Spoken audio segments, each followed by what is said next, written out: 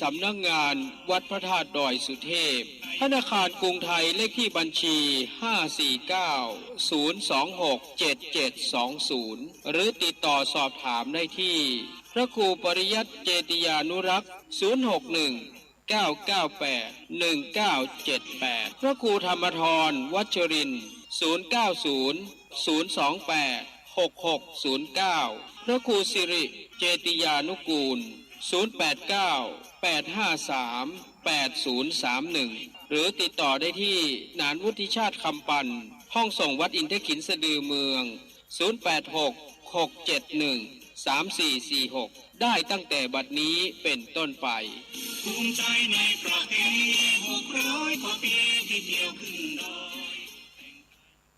ข่าวสารเพื่อการประชาสัมพันธ์1 ไลน์ 1 แชร์ 1 โอกาสทางการศึกษาโรงเรียนวิสุทธิวิทยากรวัดบุญญาวาสวิหารพระอารามหลวงสังกัดสำนักบริหารงานคณะกรรมการส่งเสริมการศึกษาเอกชนกระทรวงศึกษาธิการรับสมัครนักเรียนใหม่ปีการศึกษาใหม่เรียน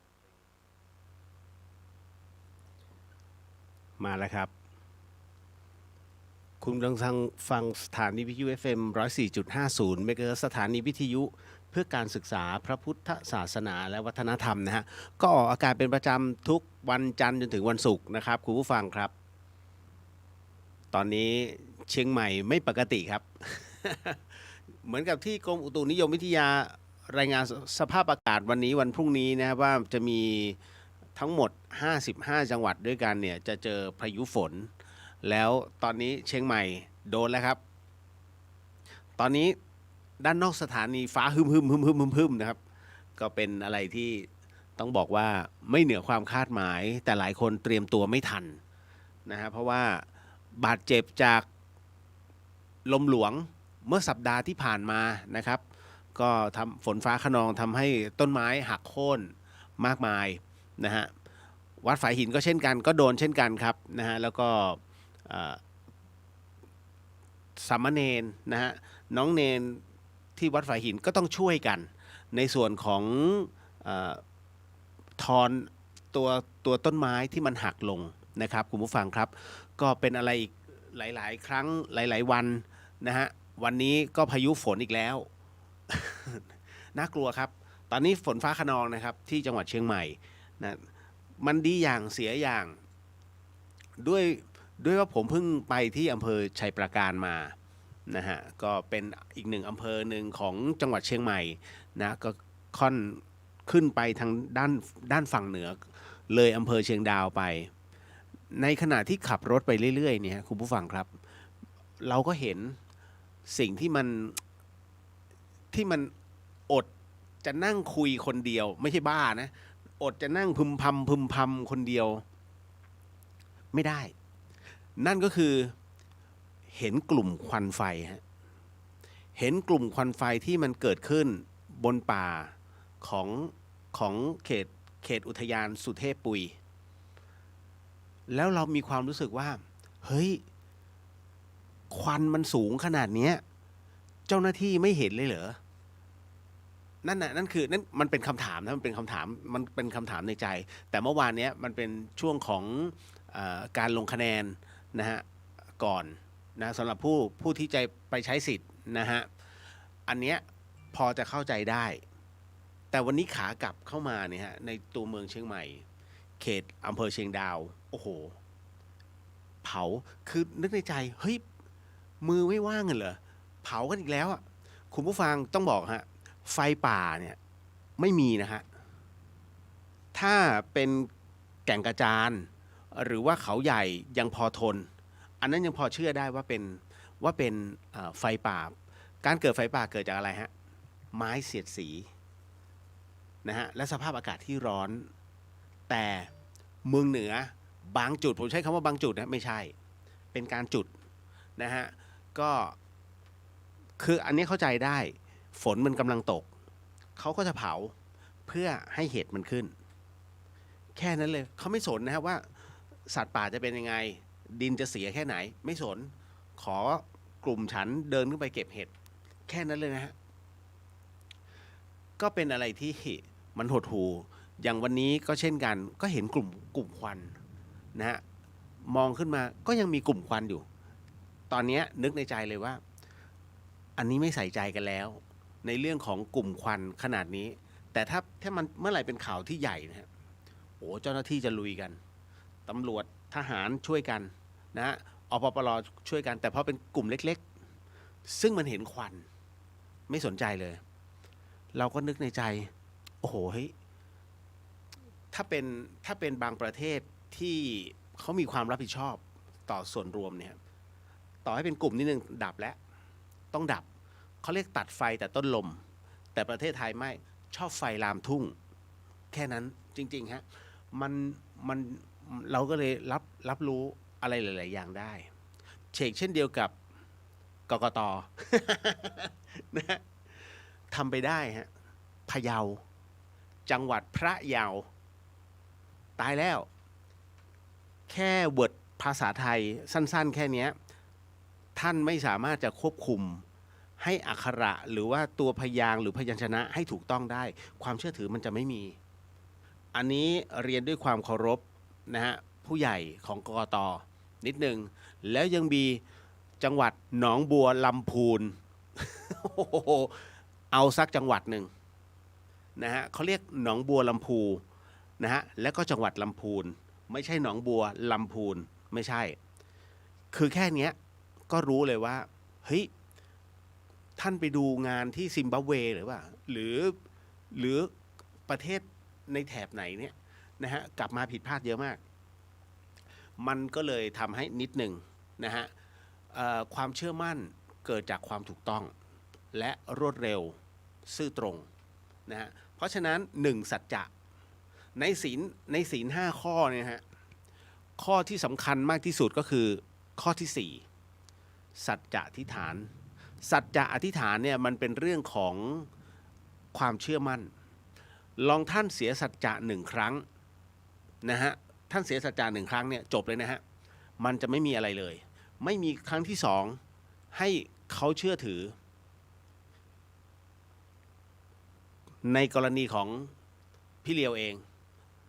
ก็ต้องพูดตรงๆตอนแรกที่คุยกัน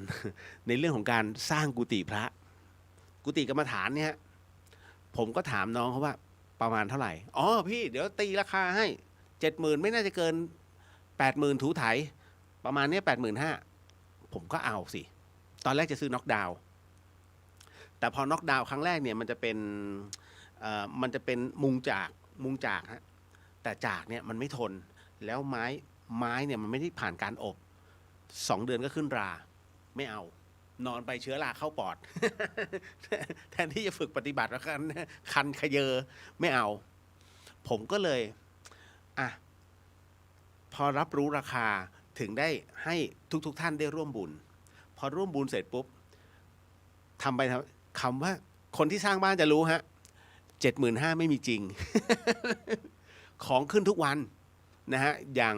ไม้กลิ้งสีเคยซื้อ70มันล่อไป90คือขึ้น20 บาทอันนี้แค่สมมุติเพราะฉะนั้นว่ากันตรงๆว่างบประมาณในส่วนของการทำตรงเนี้ยทั้งหมดที่ให้ช่างเจนเขาจัดการเนี่ยหมดแค่ไหนคือแค่นั้นเสร็จไม่เสร็จอยู่ได้ก็คืออยู่ไม่ได้ก็ต้องอยู่ไม่ได้บอกบุญเพิ่มนะฮะก็เป็นอะไรที่มันคือสัจจะที่ผมเลยมันคือสัจจะว่าเรียกแค่นี้หน้าบุญเรามีแค่นี้ต้องอยู่แค่นี้นะฮะเพราะฉะนั้นอย่างความเนี้ยมันก็จะรู้ในอินบ็อกซ์อย่างน้องชัชมนวันเนี่ยเขาบอกไว้ล่วงหน้าว่าพี่เลียวถ้ามีในส่วนของ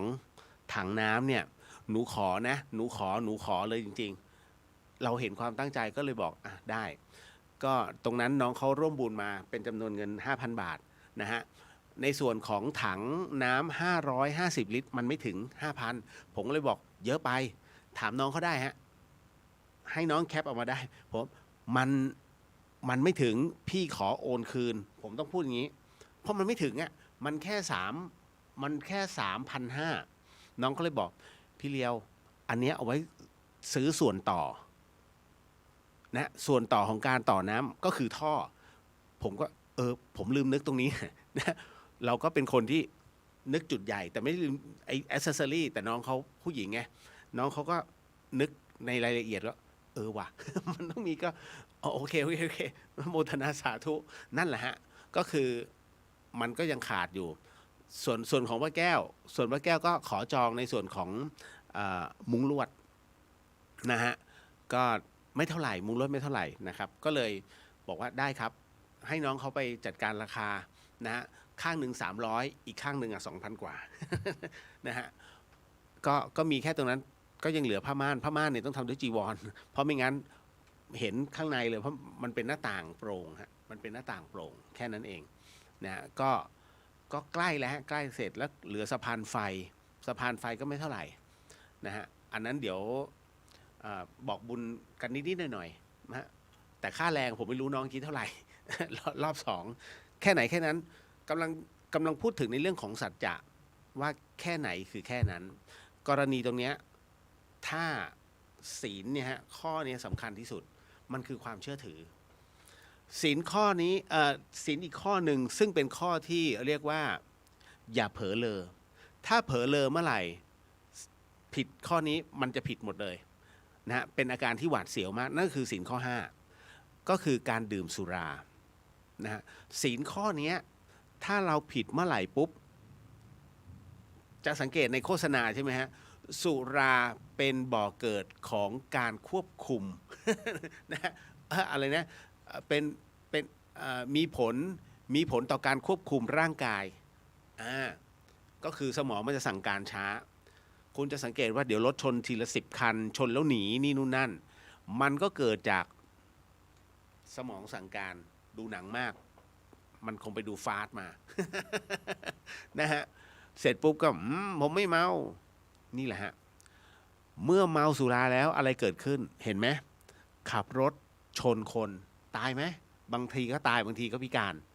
แต่เมื่อทำตรงนั้นนี่คือข้อ1นะฮะปาณาติบาตเมาแล้วอยู่ในวงเล่าหยิบนี่นั่นติดมือกลับมาทำได้ไหมแน่นอนทำได้เพราะสติสัมปชัญญะไม่รู้เรื่องหรือรู้เรื่องแต่เดี๋ยวใช้เขาเรียกใช้มุก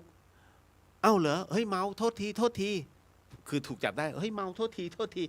มันจะเป็นมุกซึ่งเป็นมุกที่ยังไงก็ผิดอันที่3ในเรื่องของกามเมสุมิชฌาการประพฤติผิดในกามถ้าเมาฮะโอ้โหทุกอย่างสวยไปหมด ไม่ดับไฟก็สวย คือมันสลึมสลือนะฮะระบบการสั่งการฮอร์โมนทำงานนี่ฮะต้องระมัดระวังและข้อที่4ก็คือในเรื่องของคำพูดเพ้อเจ้อคุยในวงเล่าโอ้โหยิ่งใหญ่ปุ๊บพอเมียมาปุ๊บเงียบ เฮ้ยเมื่อกี้พูดอะไร เปล่าจ้า เห็นไหมฮะเนี่ยคือยกตัวอย่างง่ายๆเพราะฉะนั้นศีลข้อนี้ใหญ่มากคือข้อ5อย่าไปผิดมันนะครับแต่ศีลสำหรับบุคคลทั่วไปไม่ว่าจะทำงานหรือว่าคุณจะทำอะไรก็แล้วแต่นะฮะคิดก่อนที่จะลั่นวาจาออกไปแค่นั้นเลยฮะนะครับเพราะฉะนั้นก็เลยฝากเอาไว้ไปมาข้อศีลแล้ว นะฮะเพราะเดี๋ยววันนี้ยังคงเล่าเรื่องราวข้อศีลด้วยแล้วก็ในส่วนของนั่งสมาธิเช่นกันนะฮะโดยส่วนตัวแล้ววันนี้คือเมื่อวานเนี่ยผมที่ไปอำเภอชัยประการเพราะว่าไปกราบขอขมาครูบาอาจารย์ฮะเนื่องมาจากว่าเราจะบวชพอไปถึงปุ๊บเนี่ยท่านก็ตกใจนะฮะก็ดอกไม้ทูบเทียนนั่นแหละเฮ้ยจะบวชเหรอ ตกใจบวชที่ไหนนะฮะบวชยังไง นะก็เลยบอกว่าบวชที่วัดฝายหินนี่แหละครับบวชที่ก็เป็นวัดที่หลวงพี่ภัสกรเนี่ยอยู่แล้วก็ผมก็จะทำให้ดีที่สุดนะฮะก็ขอเป็นพุทธบุตรที่ดีนะฮะก็เต็มที่กับตรงนี้คือเราก็มีความตั้งใจก็บอกท่านไปนะฮะท่านก็ดูให้ใช้คำว่าดูให้นะฮะปรากฏว่าท่านก็บอกว่าระวังโอ้ท่านเขียนมาเลยให้ระวังนะฮะและท่านก็จะลำดับเหตุการณ์ให้ว่าภาพที่ท่านเห็นมันจะมีท่านเขียนให้อันนี้ไม่สามารถพูดได้ เพราะว่ามันเป็นอะไรที่ผมต้องเก็บไว้ก่อนนะฮะจนกว่าเมื่อไหร่ลาสิกขาเนี่ยเอามาเฉลยได้เดี๋ยวจะชูให้ดูเลยท่านเขียนอะไรไว้บ้างมันเป็นเขาเรียกว่า ท่านเขียนคำทำนายไว้ล่วงหน้านะว่าเป็นแบบนี้ตึงผมก็ถามบอกว่าแล้วผมเนี่ยเมื่อสิ้นสุดพรรษาศึกได้เลยไหมนะฮะท่านก็เขียนไม่ตอบนะฮะอันนี้นะฮะแต่ว่าด้วยความตั้งใจนะตรงเนี้ยไม่ว่าอะไรจะเกิดขึ้นผมก็คุยกับตัวเองว่าเต็มที่นะฮะเป็นพระดีให้ได้นะฮะเอาดีให้ได้แล้วก็ให้ได้ดีเท่าที่ทำดีได้นะฮะแค่นั้นเลยฮะ ก็ในส่วนของตรงนี้อยากจะบอกบุญนะครับว่าท่านใดที่อยากจะร่วมบุญในงานบวชของพี่เลียวผมคงไม่โพสต์เพราะว่าการโพสต์ออกไปมันเหมือนกับว่าเฮ้ยมันก็จะมีบุคคลที่ทั้งเอ็นดูเรานะฮะหรือว่าบุคคลที่ไม่ชอบเราทุกคนจะมีหมดนะครับเพราะฉะนั้นในกรณีตรงนี้ผมก็เลยบอกว่าท่านใดที่อยากร่วมบุญหรือว่าเป็นเจ้าภาพร่วมก็ยินดีนะฮะก็ตามเหตุปัจจัยในสิ่งที่ท่านต้องการนะตอนนี้แล้วขอชื่อด้วยนะครับนะฮะขอชื่อแล้วก็นามสกุลพร้อมนะฮะณตรงนี้เพื่อที่จะนำตรงนี้เอาไว้ให้กับหมู่คณะสงฆ์ซึ่งเป็นพระอันดับและพระคู่สวดรวมไปถึงพระอุปชาปัจจัยที่เหลือนะฮะผมต้องพูดออกอากาศเลยขออนุญาตนะฮะว่าทั้งหมดทั้งมวลจะนำปัจจัยนี้มาทำนุบำรุงในส่วนของสิ่งที่ผุพังสึกหรอของวัดฝายหินนะฮะรวมถึงกุฏิต่างๆแล้วก็ถ้ามันผมรู้ว่ามันไม่เยอะหรอกนะฮะสายไฟทั้งหมดทั้งมวลที่มันต่อแล้วอาร์กันตลอดช่างมาดูนะฮะบอกว่าทั้งวัดเนี่ยสุ่มเสี่ยงไฟไหม้เพราะว่าช่างรุ่นก่อนตัดไฟแล้วพันเทปดำไว้แล้วโชว์เปลือยอย่างนั้นเลยฮะถ้าฝนตกอย่างเงี้ยนะมันอยู่ในหลืบแต่ถ้าเมื่อไหร่ที่สายหย่อนแล้วมันออกมาข้างนอกปุ๊บช็อตทันทีทั้งวัดนั่นคือสิ่งที่อยากจะทำมันต้องทำก่อนจะเกิดเหตุไม่ใช่เกิดเหตุแล้วมาทำนะฮะก็เลยปรึกษาครูบาอาจารย์ค่อยๆเดี๋ยวจะค่อยๆทำทีละนิดทีละหน่อยนะฮะก็ตามเหตุปัจจัยนะตรงนั้นกำหนดการก็คือวันที่27ช่วงเช้านะฮะ10 โมงนะครับก็จะเป็นการปรงผมนะครับก็เราครูบาอาจารย์นะฮะแล้วก็เหล่าญาติธรรมหลายๆท่านก็แจ้งนะว่าจะมาร่วมแล้วก็น้องๆอัปโหลดนะฮะก็บอกว่าเดี๋ยวผมจะมา นะคือญาติธรรมผมไม่กลัวผมกลัวไอ้พวกอัปโหลด น้องๆผมมันห่ามนะไม่รู้จะเอาผมไปแห่ยังเสียวๆนะแล้วก็หลังจากนั้นช่วงบ่ายโมงก็จะเป็นพิธีอุปสมบทนะฮะที่อุโบสถวัดฝายหินนะฮะก็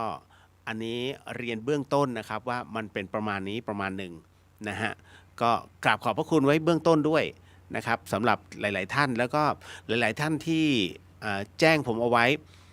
มีรายชื่อหมดแล้วนะครับนะฮะก็ที่จะให้ผมอุทิศนะตรงนี้ฮะให้กับตัวท่านเองก็คือเกาะบุญพระเหลืองอ่ะนะเพราะว่าครั้งหนึ่งในชีวิตนะครับต้องบอกว่าตามขนบธรรมเนียมประเพณีไทยเราเนี่ยเรามีความเชื่อนะว่าครั้งหนึ่งในชีวิตถ้าหากได้เกาะชายพระเหลืองนะครับบุคคลอันเป็นที่รักนะครับนั่นก็หมายถึงลูกชายนะครับอันนั้นน่ะเขาเรียกว่าอบายภูมินั้นปิดผมก็เลยภาวนาตัวว่าไม่เป็นไรผมสามารถเป็นบุตรบุญธรรมให้หลายๆคนได้แม้อายุน้อยก็สามารถครับไม่ใช่ว่าจะอยู่เฮ้ยพี่เลียวอายุเยอะกว่าหนูมันจะเป็นลูกหนูได้ไหมไม่มีคำว่าเป็นไปไม่ได้นะเพราะว่าบุญน่ะมันเผื่อแผ่ได้ทั้งหมดทั้งมวลนะครับองค์พระสัมมาสัมพุทธเจ้าท่านไม่เคยแบ่งแยกนะครับต้องบอกก่อนเลยนะครับก็ในการนี้แจ้งทราบเนาะนะครับก็โมทนาสาธุไว้ก่อนเอาล่ะเดี๋ยวขออนุญาตทักทายน้องๆนะครับแล้วเดี๋ยวก็พูดคุยกันอีกนิดนึงแล้วก็ยังมีเรื่องราวที่ประเด็นเนี้ยผมใส่ไว้ทั้ง2ช่องทางเลยเคยสงสัยไหมฮะว่าเราไปบนบานศาลกล่าวเนี่ยสิ่งศักดิ์สิทธิ์มีจริงไหมคือจำได้ไหมฮะครั้งที่แล้วที่เมื่อวันพฤหัสเพราะวันศุกร์ผมไม่ได้จัดเมื่อวันพฤหัสที่แล้ว ช่วงที่เรานั่งสมาธิแล้วผมนำสมาธิผมนำเอาเรื่องราวของหลวงพ่อชาสุภัทโทเนี่ยมาเล่าให้ฟังนะฮะที่มีศรัทธาท่านหนึ่งถามหลวงพ่อนะว่าหลวงพ่อบอกหลวงพ่อครับชาติหน้านั้นมีจริงไหมครับถามหลวงพ่อชาสุภัทโทนะหลวงพ่อชาก็เลยบอกว่าและโยมคิดว่าชาติหน้ามีจริงไหมหลวงพ่อย้อนถามนะฮะปรากฏว่าคนที่ถามก็เลยบอกว่าผมเชื่อครับว่าชาติหน้ามีจริงหลวงพ่อชาก็เลยบอกถ้าโยมเชื่อโยมก็โง่คนนั้นก็อึ้งเอ้าทำไมหลวงพ่อพูดอย่างนั้นน่ะ นะจะบอกว่าถ้าหลวงพ่อพูดว่าชาติหน้ามีจริงถ้าคนที่เขาเกิดความสงสัยเนี่ยเขาก็จะถามหลวงพ่อว่าเอ้าหลวงพ่อถ้าชาติหน้ามีจริงหลวงพ่อพาไปดูหน่อยแล้วฉันจะพาไปดูยังไงเพราะฉะนั้นจึงบอกว่าชาติหน้ามันยังมาไม่ถึงถ้าหลวงพ่อก็เลยถามแล้วโยมเชื่อไหมว่าพรุ่งนี้มีจริงเขาบอกอ้าวแน่นอนเนี่ยหลวงพ่อพรุ่งนี้ก็ต้องมีจริงนี่นะเดี๋ยวก็วันพรุ่งนี้แล้วหลวงพ่อก็เลยถามงั้นพาหลวงพ่อไปดูหน่อยมันพาไปไม่ได้ไงคุณผู้ฟังเพราะว่าพรุ่งนี้มันยังมาไม่ถึงหลวงพ่อท่านก็เลยบอกว่าให้อยู่กับปัจจุบันอดีตไม่ต้องพูดถึงเลยนะฮะเอาปัจจุบันเพราะคำว่าพรุ่งนี้นั่นหมายถึงว่านะฮะก็คือวันพรุ่งนี้ที่จะมาถึงเนี่ยมันก็คือวันนี้จะกลายเป็นอดีตของวันพรุ่งนี้ไปแล้วเพราะฉะนั้นไม่ต้องถามเรื่องชาติหน้าเพราะว่ามันยังไกลตัวนี่แหละหลวงพ่อชาผมก็เลยโอ้โหเก็ตเลยก็เลยต้องพูดเรื่องนี้ขึ้นมานะฮะเรื่องของสิ่งศักดิ์สิทธิ์เชื่อไหมว่ามีจริงนะฮะแล้วถ้ามีจริงทำไมท่านขอได้บ้างไม่ได้บ้างหรือขอแล้วไม่เคยได้เลยอันน่าสนใจใช่ไหมฮะเดี๋ยวค่อยว่ากันมันก็จะมีคำเฉลยของมันอยู่นะครับเดี๋ยวขออนุญาตทักทายก่อนเนาะแล้วเดี๋ยวเรามาขยายความกันถ้าวันนี้นั่งสมาธิกันสักหน่อย นะครับโอ้ยอยู่แล้วไม่ต้องส่งมาก็รู้นะฮะเรื่องใคร นะฮะเรื่องอดีตพระใช่ไหมแต่ไม่เป็นไรเป็นอดีตไปแล้วนะครับจริงผมรู้มาตั้งนานแล้วแต่ว่าก็แค่นั้นเพราะช่วงนั้นเราจะไม่พูดในเรื่องของในสิ่งที่เราไม่มีหลักฐานคือรู้ไงคนทุกคนรู้ว่าคนนี้เป็นยังไงแต่มันไม่มีหลักฐานก็ไปกล่าวหาเขาไม่ได้สมมติเล่นๆนะโอ้ยเนี่ยคนเนี้ยอยู่ที่เนี่ยเขานิสัยอย่างนี้มันกอบโกยอย่างนี้ไปตั้งนานแล้วถามหลักฐานนะมันไม่มีไงแต่ถามว่ารู้ไหมรู้ทุกคนก็รู้แต่มันไม่มีหลักฐานนะฮะเมืองไทยเนี่ยนะครับมันต้องอะไรที่ชัดเจนนะเท่านั้นเลยนะแต่ต่างประเทศเขาชัดเจนกว่านี้เมืองไทยพยายามเอากลุ่มคนที่พยายามเสาะหาความจริงเอาไปเป็นพวก เพื่อจะเรื่องจะไม่ถึงกู เนี่ยฮะเมืองไทยนะต้องกำจัดให้หมดซึ่งมันยากนะฮะยากมากมาเข้าสู่เรื่องราวขอทักทายก่อนเนาะนะฮะแล้วเดี๋ยวไปเข้าการนั่งสมาธิว่าข้อสี่น้องลิลลี่คนแรกเลยน่ารักมากนะฮะสวัสดีครับพี่เลียวสวัสดีครับผมนะฮะแล้วก็ป๋อมแปมสวัสดีครับพี่เลียวสวัสดีจ้าป๋อมแปมนะอยู่ร้านบ้างไหมเนี่ยคือพี่เลียวก็ขับรถผ่านไปผ่านมาแล้วเดี๋ยวก็โพสต์ตอนนี้ตรงนี้นึกในใจไม่เคยเจอที่ร้าน นะตีสลันวิทย์สวัสดีครับพี่เลียวสวัสดีครับผมนะฮะน้องสาวินีสวัสดีค่ะสวัสดีครับนะฮะคุณรุ่งสวัสดีครับพี่เลียวสวัสดีค่ะนะฮะนะฮะปอมแปมร่วมค่ะนะจ๊ะนะฮะพี่มุนาบวชแล้วจะมีไลฟ์ธรรมะคุยกันแบบนี้ได้หรือเปล่าใช่ครับก็จะปรับรูปแบบในเรื่องของการพูดคุยถ้าผมอยู่ในผ้าเหลืองเรื่องบางเรื่องคุยได้เรื่องบางเรื่องคุยไม่ได้ก็คงจะเป็นในส่วนของท่านก็ให้ไกด์มาไม่ว่าจะเป็นเรื่องราวอะไรก็แล้วแต่เกี่ยวกับองค์พระสัมมาสัมพุทธเจ้าเรื่องราวเรื่องเล่าจิตวิญญาณยังมีอยู่นะฮะแล้วทุกอย่างเนี่ยก็จะชี้ตามหลักเนาะนะครับไม่ได้เกินเลยหรือว่าอวดอุตรินะครับพร้อมกับนั้นก็ยังแจ้งข่าวสารเรื่องราวธรรมะของวัดวาต่างๆรวมไปถึงข่าวสารของครูบาอาจารย์ต่างๆให้รับฟัง นะฮะแต่ดูเด็ดเผ็ดมันไหมผมไม่มั่นใจเดี๋ยวต้องถามพระอาจารย์ท่านก่อนนะครับเพราะว่าการเป็นสมณะมันมีข้อที่ต้องสำรวมเกิดขึ้นแต่ถ้าซัดกันกลางอากาศเนี่ยตอบไม่ได้ นะก็คือแล้วผมเป็นคือมันเป็น one way communication ไงมันเป็นการสื่อสารทางเดียวมันไม่ได้เปิดสายถ้าเปิดสายโต้เนี่ยนะฮะมันก็อาจมีปะทะซึ่งไม่เหมาะสมกับความเป็นสมณะนะฮะก็เอาเป็นว่าพยายามจะซอฟมากที่สุดเท่าที่จะซอฟได้ถ้าหากไม่ไปเจอรูปแบบของอย่างเช่นแอบอ้างเป็นพระมาเดินเลี่ยไรที่มันมีข่าวใน TikTok อ่ะเห็นไหมฮะแล้วด่าโยมนะสุดท้ายโดนโยมเบิ้ลมา สลบนะฮะเนี่ยฮะก็อย่างเงี้ยต้องถล่มพวกเนี้ยนะฮะมันยังมีเรื่อยๆคนประเภทนี้นะครับก็ไม่เป็นไรตามเหตุปัจจัยนะครับเอามาพี่วรันทรสวัสดีครับคุณเดียวสวัสดีครับพี่นะฮะลิตเติ้ลโฮปสวัสดีครับพี่เลียวสวัสดีจ้านะฮะคุณวรินทร์สวัสดีค่ะคุณเดียวสวัสดีครับผมพี่สุวรรณยาสวัสดีค่ะสวัสดีครับพี่คุณจินชาสวัสดีค่ะคุณเรียวใน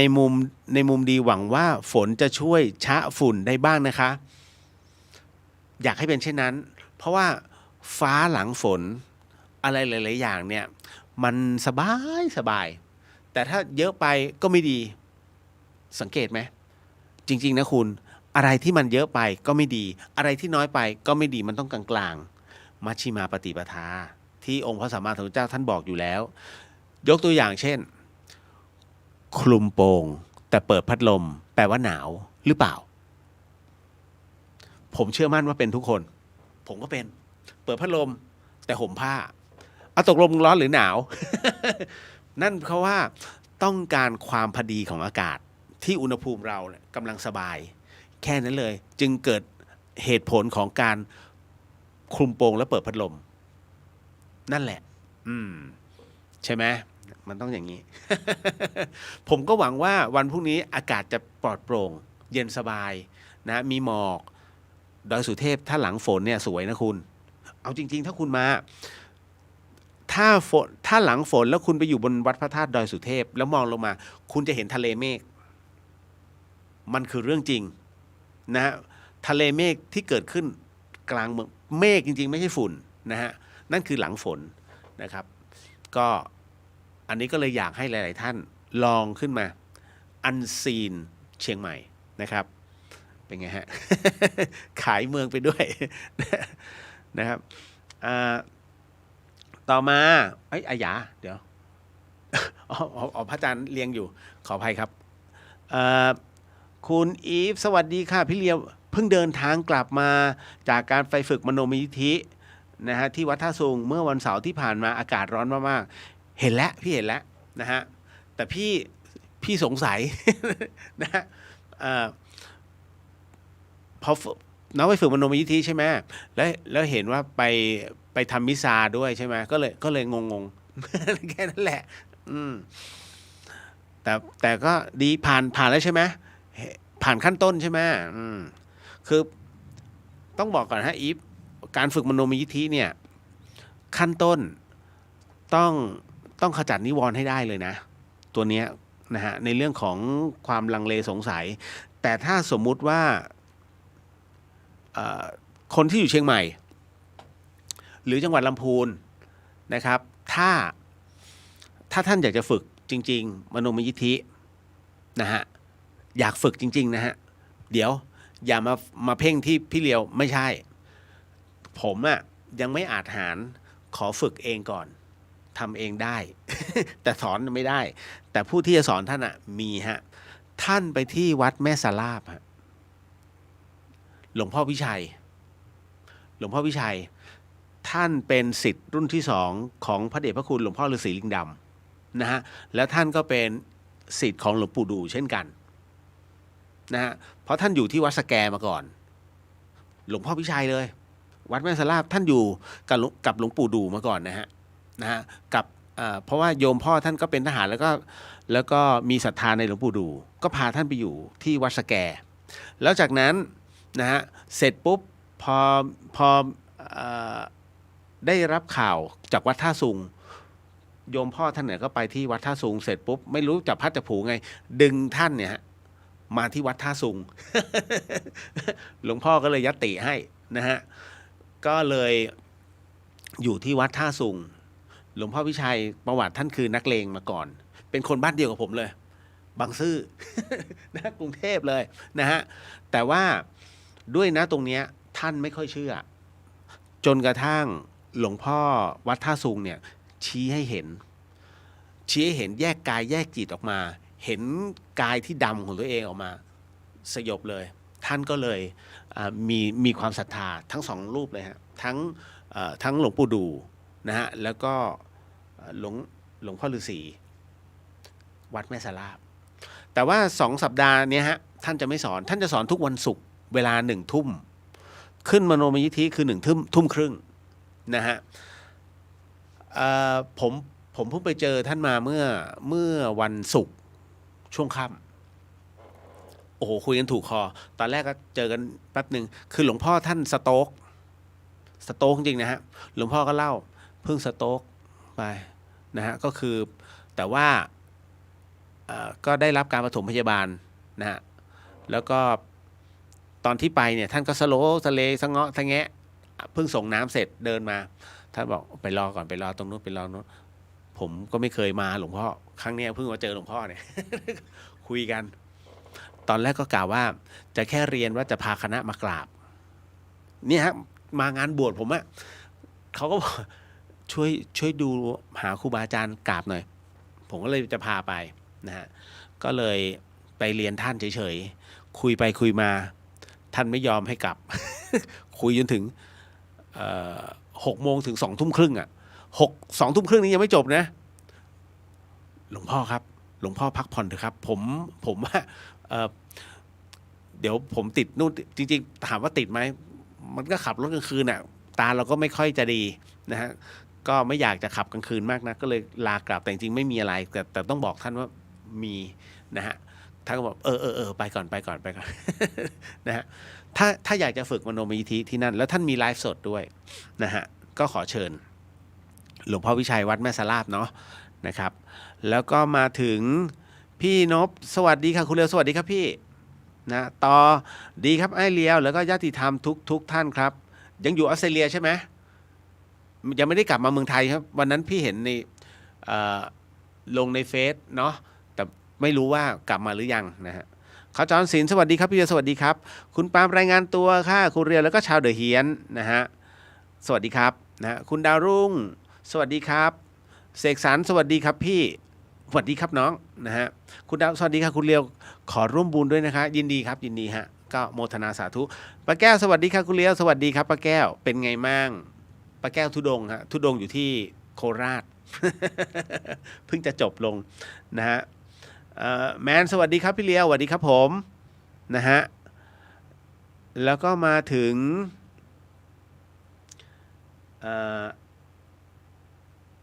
อันนี้คุณดาวรุ่งไม่มีลูกชายค่ะขอร่วมบุญบวชด้วยนะคะคุณเลียวยินดีครับนะฮะเดี๋ยวทิ้งชื่อนามสกุลผมไว้ในอินบ็อกซ์เนาะให้ผมด้วยเพราะต้องพิมพ์ลงในวันนั้นนะฮะเพราะว่าท้ายที่สุดเนี่ยช่วงท้ายที่หลังจากสวมจีวรแล้วก็มอบบาตรเนี่ยตรงนั้นนะฮะจะต้องกราบลงไปนะครับคุณอริยพรบอกสวัสดีค่ะคุณเลียวให้ข้อมูลดีๆทุกวันนะคะโมทนาสาธุค่ะครับผมพี่เจี๊ยบสวัสดีจ้ะน้องเลียวสวัสดีครับนะฮะก็ถือว่าเราคุยกันแลกเปลี่ยนซึ่งกันและกันแหละนะฮะแล้วก็มาถึงเดี๋ยวนะ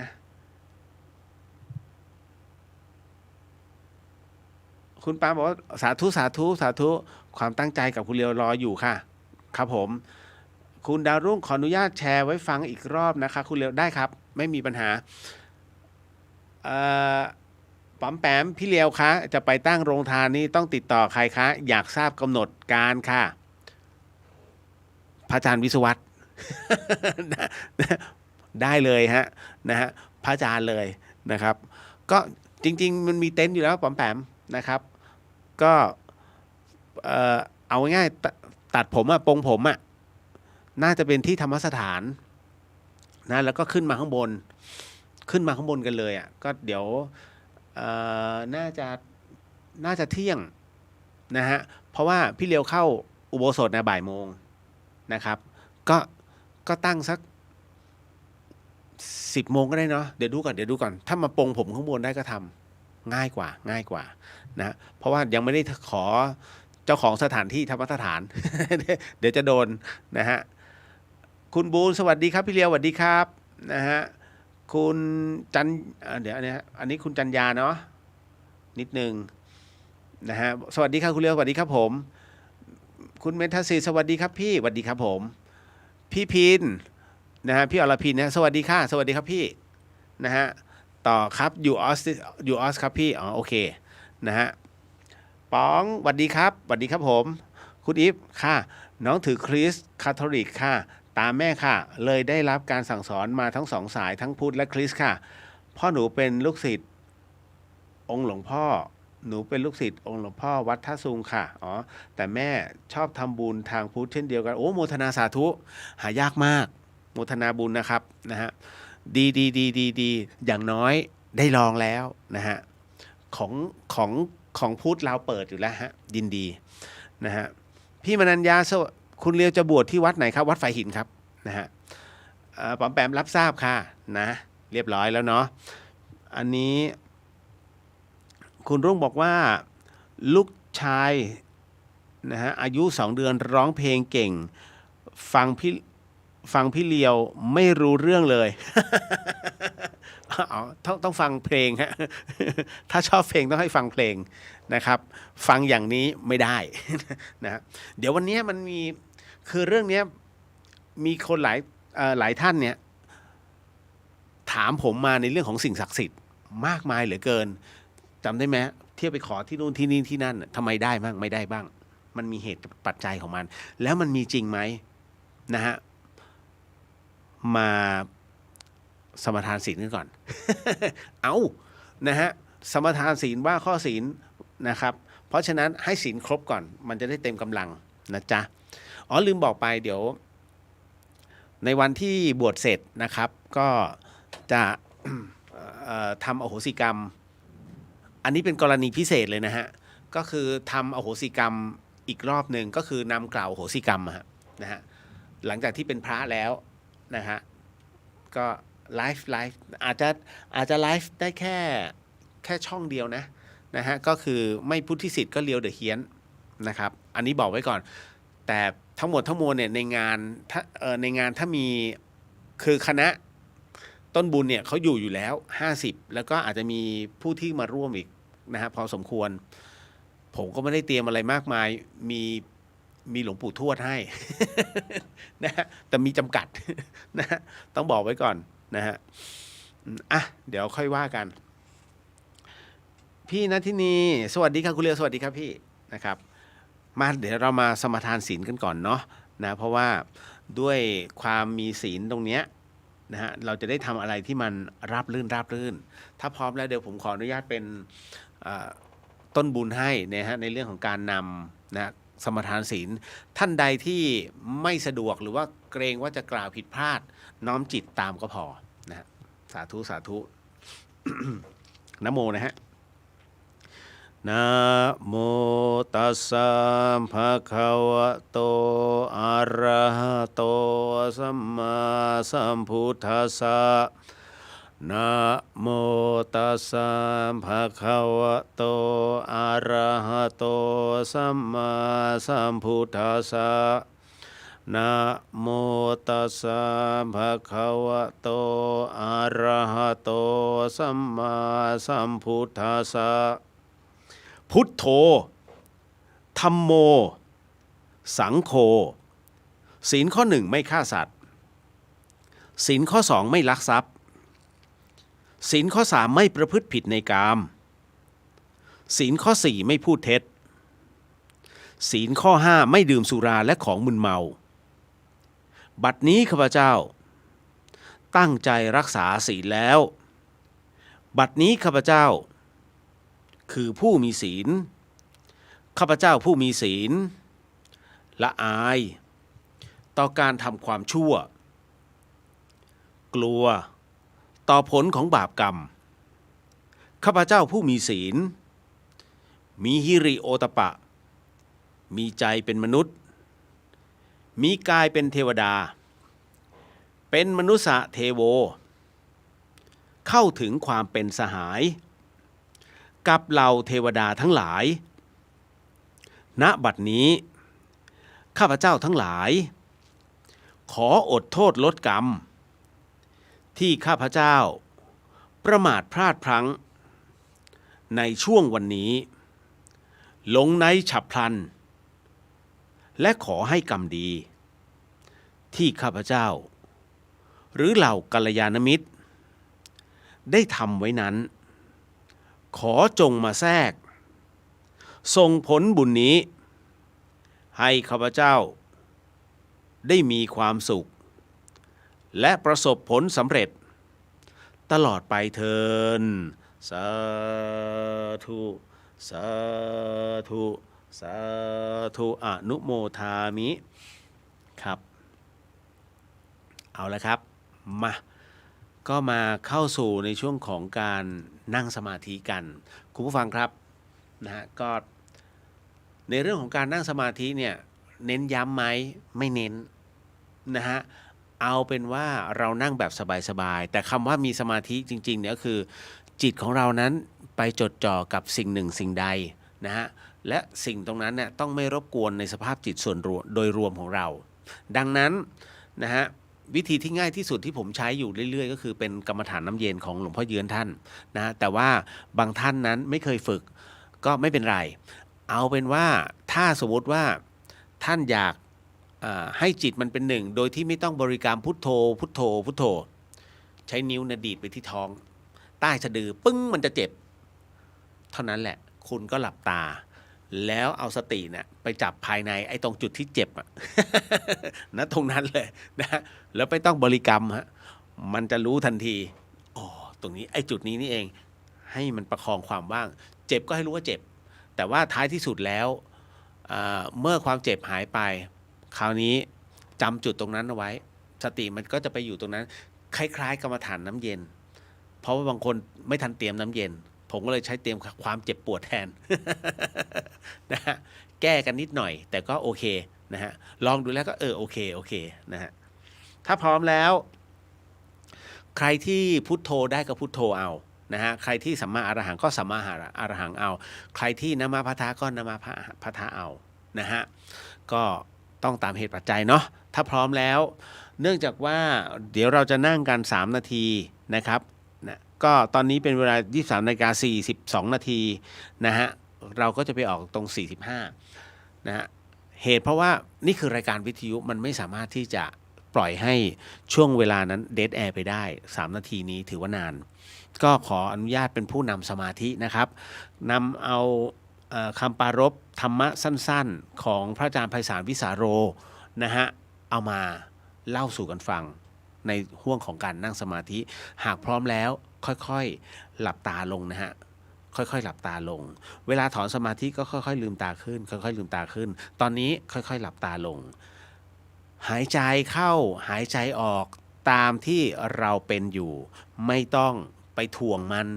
ต้องยืดต้องยาวต้องลึกต้องบางไม่ต้องท่านหายใจแบบไหนหายใจแบบนั้นนะฮะแค่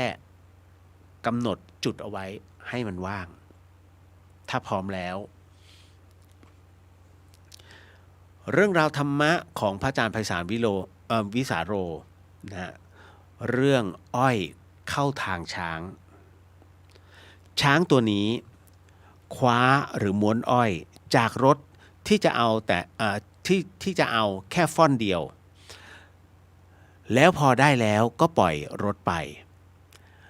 แล้วก็รอรถคันต่อไปมาเขาก็หยุดแล้วก็เอาอ้อยแค่ฟ่อนเดียวเหมือนเดิมทำไมเขาไม่หยุดรถคันนั้นแล้วก็กินอ้อยให้หมดรถไปนั่นเพราะว่าช้างตัวนี้วันหนึ่งกินหญ้ากินอาหารวันละ200 กิโลเพราะฉะนั้นแค่รถอ้อยคันเดียวก็ไม่ต้องทำอะไรแล้วก็แค่กินอ้อยในรถคันนั้นทั้งคันก็พอแล้ว แต่ช้างตัวนั้นเขาก็ไม่ทำอย่างนั้นเขาแค่เอาแค่ฟ่อนเดียว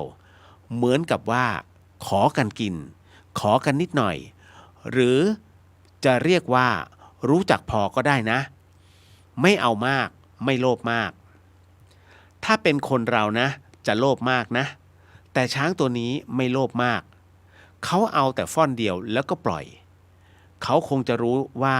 นิดๆหน่อยๆก็คงจะไม่รบกวนมนุษย์เท่าไหร่อีกอย่างหนึ่งช้างตัวนี้ก็รู้จักพอตรงที่ว่าพอถึงจุดหนึ่งเขาก็เลิกขวางถนนเพราะเขาอิ่มแล้วพอได้หลายฟ่อนเข้าเขาก็อิ่มพออิ่มเขาก็กลับเข้าป่าคนเรานี่นะฉลาดอย่างไรแต่ว่ามีนิสัยเสียนะคือไม่รู้จักอิ่มไม่รู้จักพอเพราะว่าคนเราไม่ได้แค่ต้องการอิ่มท้องเราต้องการอย่างอื่นด้วยถ้าความสุขของคนเราเพียงแค่อิ่มท้องเราก็จะรู้จักพอเพราะว่าท้องเรามีปริมาตรจำกัดเหมือนช้างท้องช้างใหญ่แค่ไหนก็ปริมาณจำกัดอยากกินอาหารแค่ไหนกินได้แค่200กิโลก็พอแล้วไม่รบกวนใครละไม่ไปแย่งใครแต่คนเราไม่ได้ต้องการแค่อิ่มแค่ท้องนะเราต้องการอะไรมากกว่านั้นต้องการเงินต้องการทองแล้วพวกนี้ไม่มีความรู้จักอิ่มเพราะสะสมมากเท่าไหร่ก็ได้เงินนี้สะสมมากเท่าไหร่ก็ได้ไม่เหมือนอาหารนี้ถ้าเต็มท้องเราก็พอเวลาเรากินอาหารถ้าอิ่มเมื่อไหร่เราก็ไม่อยากกินแล้วแต่มนุษย์เราต้องการมากกว่านั้นจึงเกิดความไม่รู้จักพอซึ่งก็ทำให้เกิดการเบียดเบียนผู้อื่นถ้ามนุษย์เรารู้จักพอบ้างเหมือนช้างตัวนี้โลกนี้ก็จะมีสันติสุขขึ้นเยอะแม้จะเบียดเบียนก็เบียดเบียนนิดหน่อยเรียกว่าขอกันกินขอกันใช้แล้วก็ไปอันนี้ถ้าเรารู้จักเรียนรู้จากช้างบ้างหรือจากสัตว์บ้างว่ารู้จักพอเราก็จะมีความสุขได้ง่ายและโลกนี้ก็จะมีสันติสุขได้ง่ายกว่าที่เป็นอยู่ธรรมะยามเช้าจากพระอาจารย์ไพศาลวิสาโร13 มีนาคม 2566 ครับค่อยๆลืมตาฮะค่อยๆลืมตา3 นาทีพอดีเนาะนะฮะ23:46 นาทีเพิ่งจะ46เนี่ยนะครับเอาละฮะก็เป็นอีกหนึ่งธรรมะยามเช้าซึ่งเข้ากับช่วงเวลาตรงนี้เลยทำไมถึงเข้าช่วงเวลาตรงนี้หลายๆท่านก็น่าจะทราบข่าวนะฮะกับอดีตพระนะฮะอีกหนึ่งรูปที่หลายๆท่านก็วาดหวังว่าท่านจะเป็นอะไรที่เป็นกองกำลังสำคัญนะฮะของกองทัพธรรมแต่ท้ายที่สุดความก็มาแตกนั่นก็คือเรื่องราวที่เมื่อ2 วันที่ผ่านมานะฮะเป็นข่าวใหญ่นะครับก็คงจะไม่ต้องพูดอะไรมากเนาะนะฮะเอาเป็นว่าทั้งหมดทั้งมวลอย่างที่หลวงพ่อชาท่านพูดนะฮะมันบ่แน่ผมเองเนี่ยตอนนี้ยังเป็นคฤหัสถ์อยู่ผมก็ยังบอกเสมอๆนะว่าผมจะพยายามทำให้ดีที่สุดในการเข้าทำการอุปสมบทในครั้งนี้การจะเป็นที่พุทธบุตรที่ดีนะอันนี้คือความตั้งใจนะฮะใช้คำว่าดีที่สุดแต่ถ้าถามว่าเป็นคนดีไหมถ้าพี่เลียวบอกว่าผมจะเป็นคนดีแต่สุดท้ายแล้วมันไม่ดีล่ะเพราะฉะนั้นผมต้องใช้คำหลวงพ่อชาฮะมันบ่แน่นะฮะเพราะฉะนั้นทั้งหมดทั้งมวลทุกๆเหตุการณ์เกิดขึ้นได้แต่จะทำให้ดีที่สุดนะครับไม่รับปากใครชุยๆเพราะเอาวันนี้คือคนดีเอาแค่นี้ก่อนพรุ่งนี้ยังไม่ถึง นะฮะก็จะมีนะทั้งพระอาจารย์แล้วก็ญาติธรรมนะฮะโยมอุปถากนะครับที่เตรียมภาวนากันก็จะคอยตักเตือนผมเป็นคนที่ฟังนะฮะแล้วก็เชื่อฟังครูบาอาจารย์แม้ว่าความรู้ถามว่าความรู้มีไหมผมว่า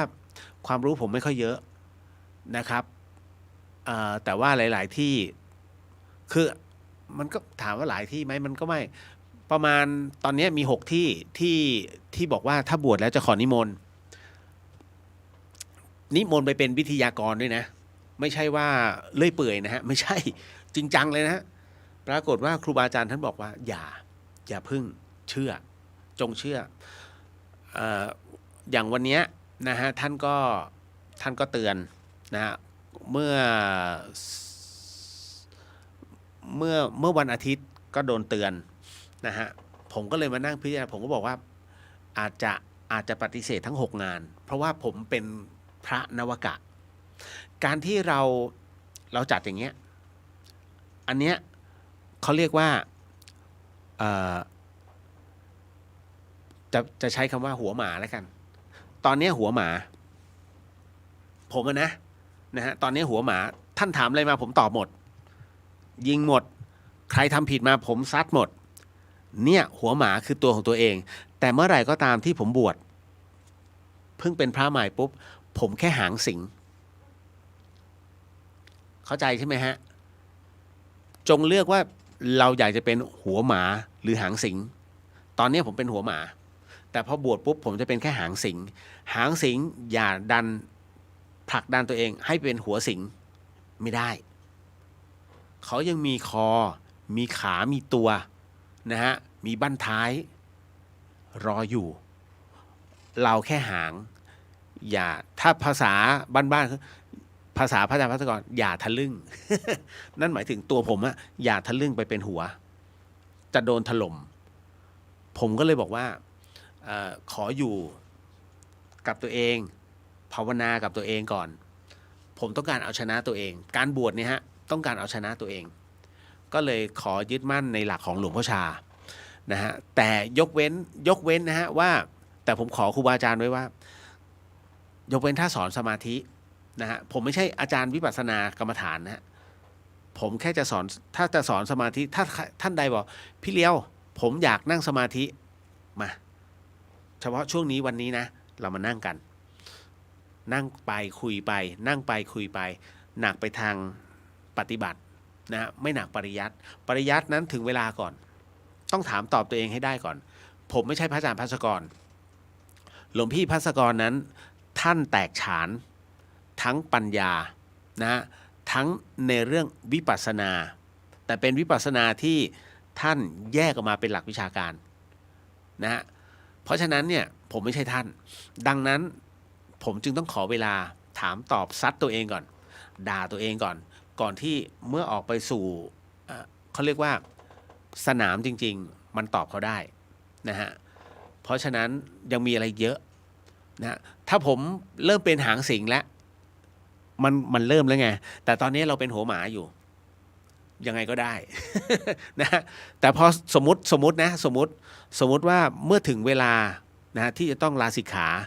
เราก็กลับมาเป็นหัวหมาเหมือนเดิมคือใหญ่ในสิ่งที่เราเป็นนะฮะไม่ใช่ไปพยายามจะใหญ่ในสิ่งที่ไม่ใช่ตัวเรานะฮะเพราะฉะนั้นก็ถึงเรื่องชอบแบบไหนล่ะหัวหมาหรือหางสิงนั่นแหละคือเขาเปรียบเทียบว่าหัวหมาก็คือบริษัทเล็กๆเราเป็นเจ้าของบริษัทอยู่แล้วบริษัทใหญ่เขาดึงเราเข้าไปแต่ในบริษัทนั้นเนี่ยมันมีตั้งแต่ข้างบนลงมาข้างล่างมันเป็นลำดับชั้นขั้นตอนคุณไม่ใช่หัวนะคุณคือหางเขาแล้วค่อยๆผลักดันตัวเองขึ้นไปค่อยว่ากันนั่นแหละเขาถึงได้บอกชอบแบบไหนถ้าชอบหัวหมาก็ไปตั้งบริษัทเองถ้าชอบอยู่เป็นหางสิงก็อยู่ในบริษัทเขาก็แค่นั้นเห็นไหมนะแต่เราอยู่ในส่วนของตรงนี้นะครับอยู่ในส่วนของวัดฝายหินอยู่ในส่วนของเผยแผ่พุทธศาสนาโดยที่เราใช้หลักธรรมขององค์พระสัมมาสัมพุทธเจ้าพอแล้วแค่นั้นนะฮะ อ่ะเดี๋ยวต่อบอกว่าน้องจะกลับเที่ยวไทยประมาณธันวาครับพอดีคุณพ่อป่วยพบก้อนเนื้อในปอดเลยไปกลับครับหมอสงสัยว่าจะเป็นมะเร็งเลยไปกลับครับช่วงนี้ไม่ค่อยได้ฟังครับทำงานค่อนข้างหนักแล้วก็เหนื่อยเลยโทรออนไลน์สวดมนต์กับคุณพ่อครับคุณพ่อใจท่านแข็งแรงมากครับพี่บวชน้องขอร่วมทำบุญด้วยนะครับพี่ชายได้ครับต่อลองไปถามคุณพ่อก่อนนะฮะ ถามคุณพ่อ ให้คุณพ่อถามคุณหมอก่อนว่าไอ้ก้อนเนื้อในปอดเนี่ย มันใช่หรือเปล่า พี่เลียวเป็นนะ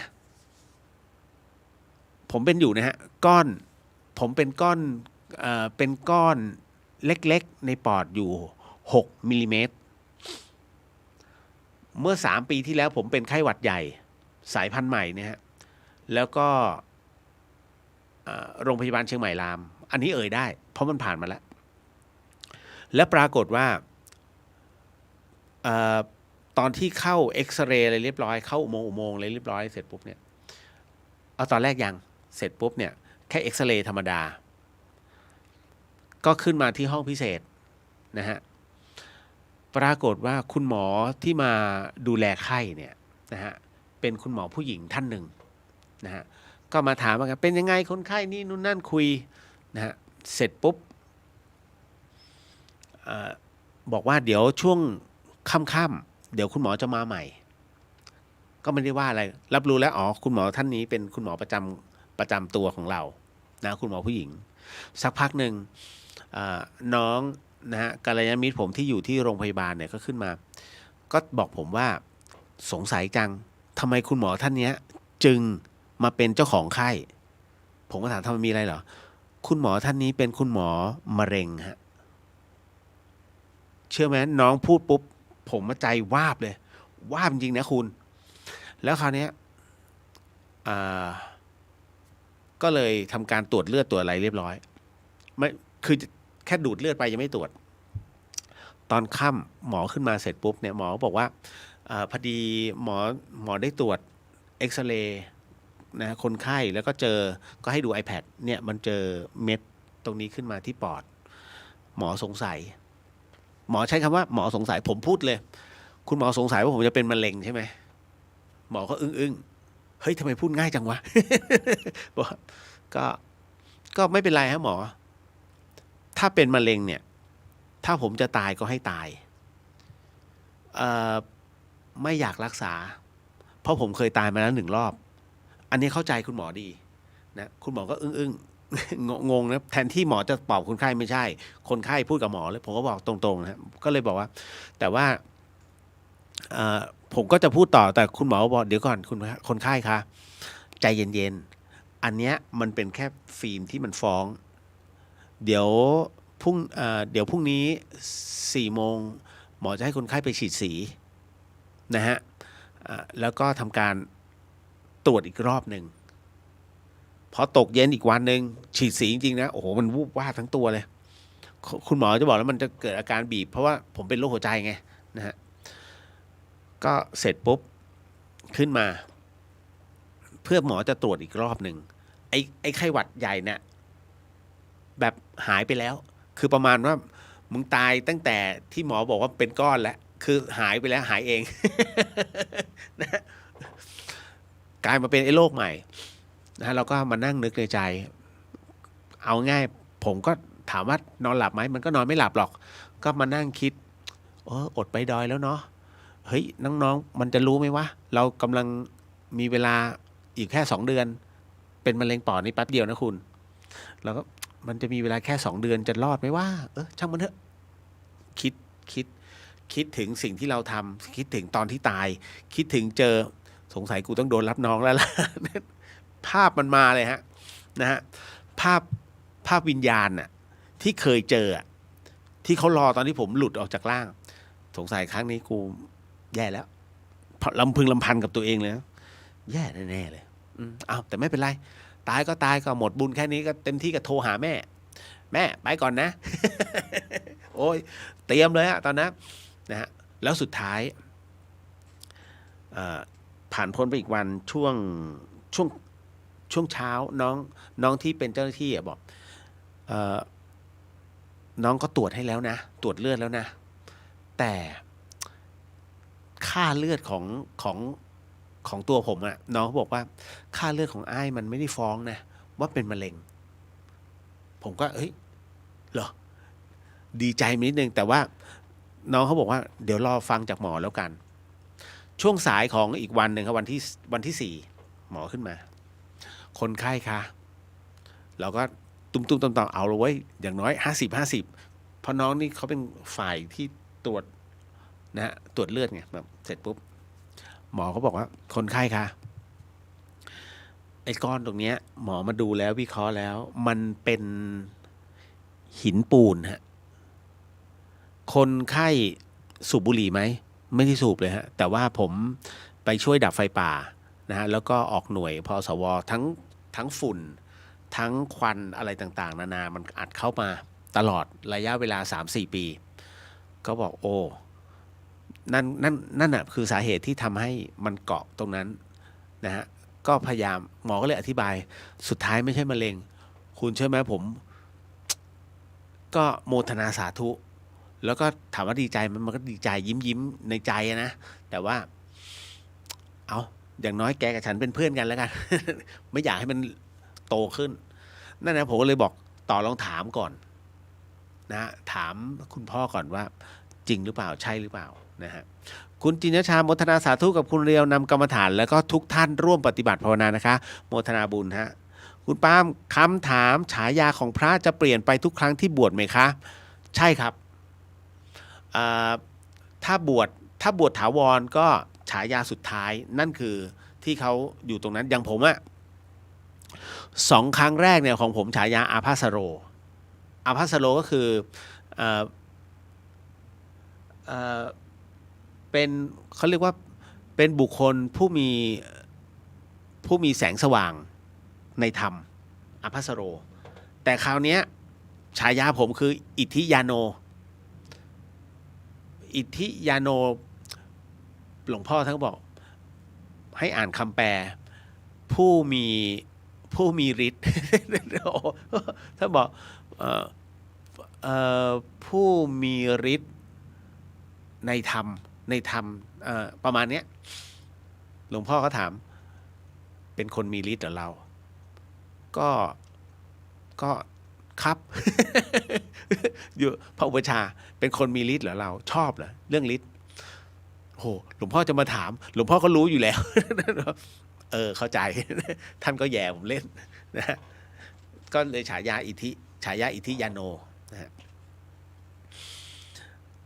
ล่ะต่อมาคุณปริญญาสวัสดีครับพี่เดียวสวัสดีครับต่อไปตรวจละเอียดพรุ่งนี้ครับพี่ได้บุ๊กโรงพยาบาลสวนดอกแล้วครับพี่หวังว่าท่านจะไม่เป็นอะไรมากผมสมองตื้อไปหมดเลยใจเย็นๆนะฮะเดี๋ยวดูผลก็รู้เดี๋ยวเขาต้องฉีดสีคุณพ่อนะที่เล่าให้ฟังเพราะว่ามันมีเคสแบบนี้คุณหมอบอกว่ามันก็มีแต่มันมีไม่เยอะไอ้เคสที่เป็นหินปูนเกาะที่ปอดนะฮะให้กำลังใจนะฮะพี่นัทที่นี่สวัสดีครับคุณเลียวสวัสดีครับผมบูนพี่เลียวครับถ้าบวชแล้วญาติโยมจะเข้าเยี่ยมทำบุญได้เวลาไหนครับช่วยบอกด้วยนะครับไม่อยากรบกวนเวลาพี่เลียวจะทำหนังสือครับเดี๋ยวก็จะแบ่งเวลานะฮะเพราะว่าคงจะได้ช่วงบ่ายนะฮะเพราะว่าช่วงเช้าหลับ ไม่หรอกนะครับ ก็ส่วนใหญ่ผมไม่ค่อยจำกัดนะฮะแต่ว่าเคยแล้วตอนที่หลวงพี่ภัสกรยังอยู่เนี่ยฮะแล้วผมก็บวชอยู่กับท่านส่วนใหญ่ตอนที่อยู่ที่ธรรมสถานนะฮะถ้าที่เชียงใหม่กัลยาณมิตรที่มาเนี่ยจะมาหาผมไม่ได้หาหลวงพี่ แต่ถ้าไปกรุงเทพเนี่ยมีแต่โยไปหาหลวงพี่ไม่เพราะเขาไม่รู้จักผมนะฮะเพราะฉะนั้นตอนที่มาที่ธรรมสถานเนี่ยผมก็โอเพนอย่างเงี้ยแล้วปรากฏว่าเดี๋ยววันนี้จะเข้าไปนะครับหลวงพี่คุณเชื่อไหมคำว่าจะเข้าไปเนี่ยผมต้องรอตั้งแต่ฉันพระทหารเช้าเสร็จประมาณ8 โมงเขาไม่ได้บอกเวลาแล้วพระจะไปขยันโยมจะเข้ามากี่โมงเนี่ยไม่ได้นะก็ตามเหตุปัจจัยแต่ในใจของเรามีกังวลนะฮะสุดท้ายนู่นมาประมาณบ่าย 3ผมก็โอ้โหแล้วเป็นอย่างนี้ไม่ใช่คนเดียวนะหลายคนไม่บอกเวลาจะเข้ามาแต่ก็เลยบอกว่าอีกสักครู่นึงหลวงพี่เดี๋ยวเข้าไปแล้วคำว่าสักครู่เขาเนี่ยเอาการอยู่มันก็เลยกลายเป็นว่าต้องบอกเวลาช่วงเวลาหลวงพี่บอกว่าครั้งหน้า ให้บอกช่วงเวลาว่าเราเนี่ยจะพบได้กี่โมงเพราะงั้นเห็นท่านไม่ได้พักผ่อนก็หมายถึงว่าเห็นผมไม่ได้พักผ่อนก็นั่งรอโยมอยู่หน้าธรรมสถานเหมือนพระพุทธรูปนั่งนิ่งๆนะเมื่อไหร่จะมาว่านะฮะก็นั่นแหละฮะมันก็เลยทำให้ต้องจำกัดเวลาก็เดี๋ยวขอบวชอีกทีขอบวชก่อนแล้วก็ว่ากันอีกทีอ๋อขอบพระคุณพี่แอนนะครับที่เป็นสะพานบุญนะฮะคือพี่แอนเนี่ยจะนำถวายในส่วนของบาตรนะฮะซึ่ง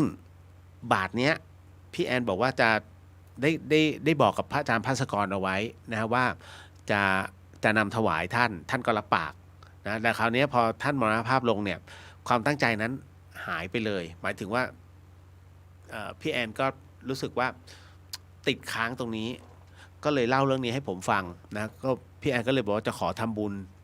บาตรแล้วกันผมก็เลยได้ครับไม่รีรอเลยนะเพราะว่าไม่อยากให้ท่านนั้นติดค้างกับหลวงพี่ภาสกรผมเลยขอรับแทนหลวงพี่ท่านนะฮะแล้วคราวนี้ปรากฏว่าวันนี้พี่แอนท่านอยู่ที่สำนักสงฆ์นะฮะหลวงปู่ชอบฐานสโมอยู่ตรงข้ามวัดพญาสุเรนในที่กรุงเทพนะฮะก็ต่อให้คุยกับพระอาจารย์กล้วยนะท่านก็บอกว่าอ้าวจะบวชเหรอครับนะฮะบวชที่ไหนล่ะวัดฝายหินครับงั้นเดี๋ยวหลวงพี่เป็นเจ้าภาพขอเป็นเจ้าภาพคือพูดไม่ออกถ้าว่าขอเป็นเจ้าภาพบาทร่วมกับโยมแอนเขาโอ้ถ้างั้นได้เลยครับท่านเสร็จปุ๊บท่านก็บอกว่าแล้วสูงเท่าไหร่ล่ะอ๋อผมสูง172ครับถ้างั้นก็ต้องใช้ผ้า2 เมตร2 เมตร 10เดี๋ยวเอาตายให้ โอ้พระอาจารย์ขอบคุณครับนะก็เลยโมทนาสาธุไม่เป็นไรนะน้องท่านภาสกร เนี่ยบุญหลวงพี่เอาไม่ใช่ผมไม่ได้รู้จักกับท่านเป็นการส่วนตัวต้องบอกว่าเนี่ยบุญของพระอาจารย์ภาสกรท่านนะที่ตกมาถึงผมนะก็เลยรับในส่วนของไตรแล้วก็ชุดโยคีชุดเทวดาชุดนาคนั่นแหละจากท่านอีกทีหนึ่งแต่ว่าไตรผมจะใช้ได้2 ชุดนะเพราะว่าคือมีพระบรมพุทธานุญาตใช้ได้แค่2 ชุดในการเปลี่ยนนะแต่ว่า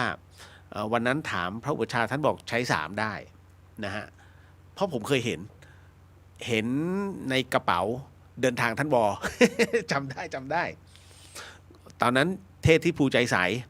แล้วผมกับซันเนี่ยอยู่ด้วยกัน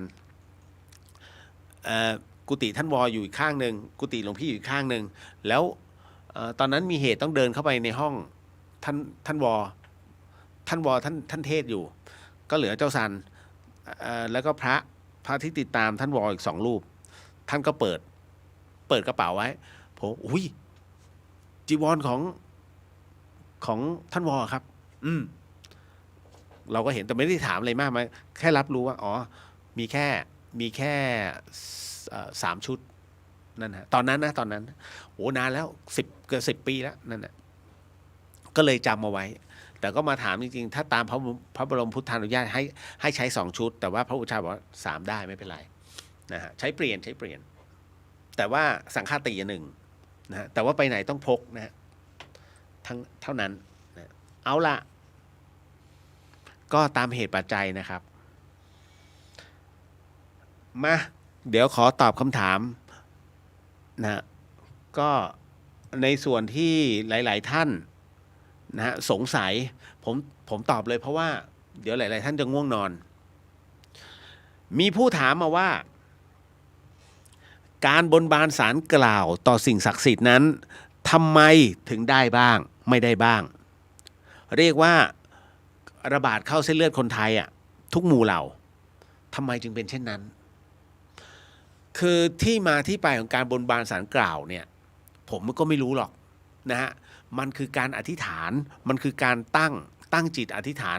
มันคือพลังศรัทธาตั้งแต่ยุคโบราณเลยฮะยุคที่ทำสงครามกันระหว่างเมืองนะฮะหรือว่ามีการลบพุ่งกันเนี่ยอธิษฐานขอให้เหนียวไม่ใช่เหนียวนี่นะขอให้หนังเหนียว รอดตายเพราะฉะนั้นไม่ว่าศึกครั้งไหนก็แล้วแต่มันก็ต้องมีพระคาถานั่นก็คือเป็นการอธิษฐานจากนั้นเองนะคราวนี้มาในเรื่องของการบนบานศาลกล่าวผมนะไม่รู้หรอกว่ามันมาจากตรงไหนแต่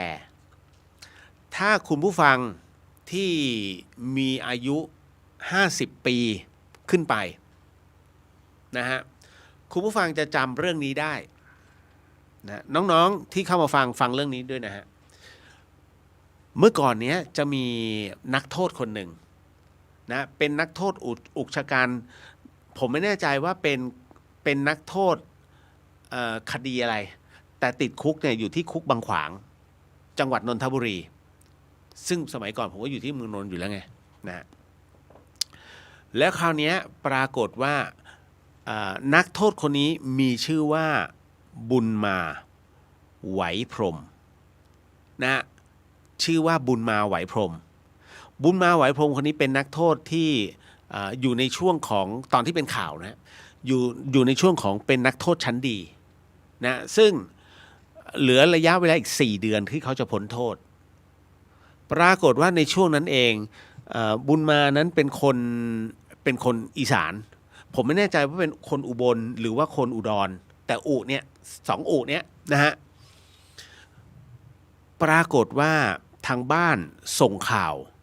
นะมาให้กับบุญมาไหวพรหมเนี่ยนะความนี้เพิ่งจะมาถึงบุญมาในคุกคุณแม่เป็นมะเร็งระยะสุดท้ายนะฮะคาดว่าจะอยู่ไม่ถึงบุญมาเรียกว่า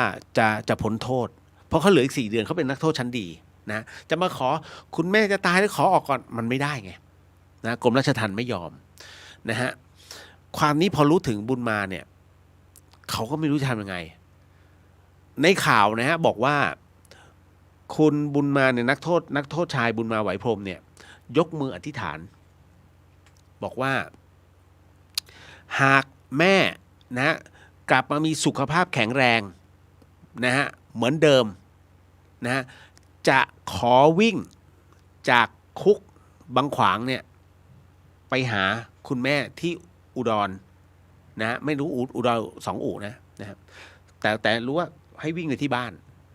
นะจะขอวิ่งกลับบ้านไม่ขึ้นรถนะฮะขอวิ่งนะปรากฏว่าพอใกล้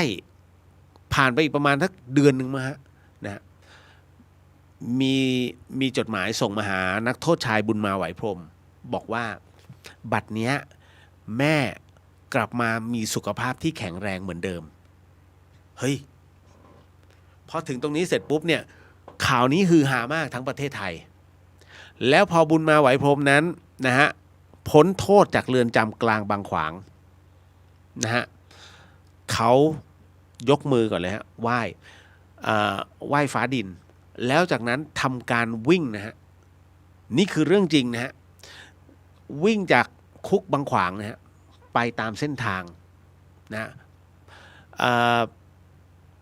เขาวิ่งไปผมไม่แน่ใจว่าวันละกี่กิโลแต่ด้วยรองเท้าผ้าใบสมัยก่อนนันยางนะเมื่อก่อนมันมีอะไรมันมีนันยางบาจาอะไรพวกนี้สมัยก่อนนะน่าจะเป็นนันยางนะวิ่งไปจนกระทั่งไปถึงช่วงของคือผ่านไปเป็นอาทิตย์น่ะแล้วมาได้ข่าวอีกทีก็คือเขาบวมเท้าเขาบวมฮะทั้ง2 ข้างต้องเข้าโรงพยาบาลไม่แน่ใจว่าแถวประโคนชัยด้วยไม่แน่ใจนะฮะรักษาตัวอยู่วัน1 สัปดาห์แล้วออกมาเนี่ยตอนแรกรถพยาบาลจะไปส่งเขาไม่เพราะเขาถือว่าขอไว้แล้วขอสิ่งศักดิ์สิทธิ์ไว้แล้วเขาเลยต้องวิ่งจากโรงพยาบาลเนี่ยต่อเนื่องไปจนถึงบ้านนะฮะพอถึงตรงนั้นเนี่ยภาพเป็นข่าวมากแม่เขาโอบกอดรัดลูกนะก็คือดีใจนะลูกมาแล้วก็รับรู้ว่าสิ่งที่ลูกบนบานศาลกล่าวไว้กับสิ่งศักดิ์สิทธิ์นั้นนะฮะมันทำให้เขาแข็งแรงซึ่งก็ไม่แน่ใจครับว่ามะเร็งนั้นหายหรือเปล่าไม่ในข่าวไม่ได้บอกนะแต่ว่ากลับมาแข็งแรงแล้วก็รอรับลูกชายซึ่งจริงๆถ้าเป็นมะเร็งระยะสุดท้ายมันไม่ควรจะอยู่ถึง4 เดือน นะฮะแต่ก็ไม่ได้บอกครับว่าดำรงชีวิตได้อยู่นานแค่ไหนนะครับก็ถือว่าข่าวมันจะจบแค่ตรงนี้กรณีตรงนี้เนี่ยฮะของคุณบุญมาไหวพรหมเนี่ยจึงเป็นอีกหนึ่งเรื่องราวที่ใช้คำว่าสิ่งศักดิ์สิทธิ์มีจริงไหมมันตอบยากไงฮะแต่สิ่งหนึ่งที่บุญมาทำคือศรัทธาแล้ววิ่งสัจจะสำคัญสุดอันนี้สัจจะเป็นใหญ่นะเมื่อคุณแม่หายเราก็ต้องวิ่งบนบานศาลกล่าวไว้ไม่รู้บนกับใครไม่รู้แต่ว่าฉันวิ่งก่อนนั่นคือเป็นการแก้บนเป็นที่เรียบร้อยนะฮะเพราะฉะนั้นในส่วนของตรงนี้เป็นการบ้านพิจารณาตามเหตุปัจจัยแต่มันก็มีอยู่ประเภทที่ว่าเราไปขอสิ่งศักดิ์สิทธิ์ได้บ้างไม่ได้บ้างมันเป็นเพราะอะไรคืออย่างนี้ฮะมันเป็นเรื่องของการเขาเรียกว่าการพอดีช่วงของบุญของตัวเองนั้นนะเป็นตัวเกื้อหนุนคือในส่วนของเรียกว่าการบนบานศาลกล่าวเนี่ยที่มันจะมีค่าบุญของตัวเราเนี่ยไปบวกอยู่ด้วยนะฮะมันต้องประมาณในเรื่องของการตัดสินค่าบุญนั้นสมมติขอให้ถูกรางวัลที่1เถอะแต่ค่าบุญคุณไม่ถึงไงพอค่าบุญคุณไม่ถึงอาจจะเนี่ยดูดิเฉียดอยู่นะเฉียดทำไมมันได้เฉียดวะทำไมไม่โดนวะก็ค่ามันไม่ถึงไงนะนั่นหมายถึงว่าคุณไม่มีบุญทางหวยแล้วขอเท่าไหร่ไม่เคยแล้วผิดกับอีกคนหนึ่งโอ้โหเดี๋ยวมันถูกทุกงวดอันเนี้ยแสดงว่าของเขามีเขามีต้นบุญทางตัวเลขอยู่แล้วถูกไหมแต่คุณบอกเนี่ยขอให้ได้เลื่อนตำแหน่งปุ๊บปรากฏว่าอีก1 เดือนคุณได้เลื่อนขั้นเลยแสดงว่าดวงคุณเนี่ยเริ่มนะผูกพันกับนี้เป็นบุญของการขอตำแหน่งขอการโยกย้ายขอความดีความชอบอันเนี้ยเป็นพาร์ทของคุณบังเอิญคุณไปขอที่มันไม่ใช่พาร์ทมันก็เลยไม่ได้ไงทั้งหมดทั้งมวลมันต้องการเกื้อหนุนนะฮะนี่แหละเพราะอะไรเพราะบุญเนี่ยเวลาคุณขอมันต้องหักกลบลบเขาเรียกหักกลบลบหน้าบุญเพื่อชีวิตจะไม่ขาดทุนเพราะถ้าคุณขอเกินกำลังของบุญตัวเองคุณขาดทุนนะชีวิตคุณเนี่ยมันจะยุ่งท่านหักกบเป็นที่เรียบร้อยแล้วขอไปก็ทำอะไรไม่ได้มีแต่นี่นู่นนั่นแต่ถ้าขออย่างอื่นปุ๊บเสร็จปุ๊บวันนี้ขอให้ลูกช้างขอให้ลูกชายได้เหรียญทองปรากฏได้จริงๆ1แล้วอาจจะเห็นเป็นเพราะความสามารถถูกอันที่2คือพลังใจนะฮะแต่นั่นคือคำสัญญาที่บนบานเอาไว้มันมีเหตุประกอบกันเลยฮะคุณผู้ฟังนี่มันมีเหตุปัจจัยตรงนี้ครับนะฮะเอาละก็เก็ตแล้วนะครับในส่วนของการบนบานศาลกล่าวนะมีจริงไม่มีจริงขึ้นอยู่กับพลังศรัทธาด้วยนะครับแล้วก็ผมยกตัวอย่างให้ฟังแล้วก็มันมีหลายๆตัวอย่างนะที่บนบานเอาไว้แล้วก็ได้จริงๆเยอะแยะนะฮะสายมูอ่ะชอบแต่คุณชีวิตคุณอย่ามูเยอะการที่คุณจะอยู่ในสายมูเตลูเนี่ยฮะเชื่อในเรื่องของพลังนี่นู่นนั่นชีวิตคุณจะเป๋เพราะอะไรพุทธก็เอานะฮะพราหมณ์ก็เอาฮินดูก็เอาทุกอย่างเทพคือยึดมั่วไปหมดเพราะฉะนั้นให้คุณตั้งเขาเรียกว่าตั้งรากแก้วไว้1 อันเท่านั้นก็คือเรามีองค์พระสัมมาสัมพุทธเจ้าซึ่งมีพระธรรมคำสั่งสอนอันแท้จริงเนี่ยอยู่แล้วแต่ที่เหลือเอาไปเป็นลายแบ่งปันความรักนิดนึง นะฮะมันก็ไม่มีปัญหาหรอกเพียงแต่ว่าถ้าโถมไปตรงนั้นเนี่ยนะฮะคุณจะเสียเยอะนะเพราะฉะนั้นจงรู้จักมูถ้าคุณเดี๋ยวมูเขาเรียกงมงายมันก็จะไม่ดีนะฮะอันนี้เตือนเฉยๆมันแล้วแต่มันสิทธิส่วนบุคคลไงเราเองก็ผมเป็นคนที่เฉยๆนะถ้าใครที่ใกล้ชิดผมจะรู้ดีว่าถ้าเป็นพระเนี่ยผมไหว้หมดเลยนะฮะแต่ก็ต้องดูนะฮะผมเป็นคนชอบเช็คพลัง ดูก่อนองค์นี้โอเคไหว้ อันนี้พระพระทั้งคนและพระทั้งประติมา ผมชอบดูแบบนั้น มันจะออกเป็นเราจะรู้ของเราเอาว่ารู้แล้วกัน มันตอบไม่ได้มันรู้ได้ไง เพียงแต่ว่าเราก็ไหว้แต่รูปนี้ไหว้แต่ไม่คุย ก็ไม่พูดเหตุผลแต่ไม่คุย แค่นั้นนะฮะแล้วกรณีเนี้ยที่มีข่าวนะฮะที่แฮปไปเป็น100 ล้านนะครับ อันเนี้ยรู้มาตั้งนานแล้ว เพียงแต่ว่าไม่พูด เพราะว่ามันเป็นอะไรที่คุณจะไปขัดศรัทธาไม่ได้ศรัทธาเขาเยอะแยะไปหมดคุณบอกอาจารย์เธอไม่ดีเรียบร้อยเลยนะฮะนอกจากเขาจะเกลียดแล้วนะเดี๋ยวมันจะมีอะไรมา ติดตามมาหาที่เชียงใหม่ก็แมว ก็ต้องปล่อยนะท้ายที่สุดเนี่ยฮะเขาเรียกว่าโกหกพระโกหกเจ้าเป็นอย่างนี้เคยได้ยินใช่ไหมคำนี้มันมีผลกระทบหมดเลยนะเพราะฉะนั้นผมจะใช้คำหลวงพ่อชาเสมอมันบ่แน่นี่แหละก็ผ่านลงไปผ่านจบไปฮะต่อมาจริงๆมันจะมีเรื่องราวเล่านะฮะในเรื่องของเหตุการณ์อัศจรรย์ที่หลังจากที่พระบาทสมเด็จพระจอมเกล้าเจ้าอยู่หัวรัชกาลที่4นั้นได้สวรรคตลงนะก็จะมีเป็นเรื่องราวเอกสารยืนยันนะว่ามันมีเรื่องราวอัศจรรย์อะไรก็เดี๋ยวค่อยว่ากันนะตรงนั้นมา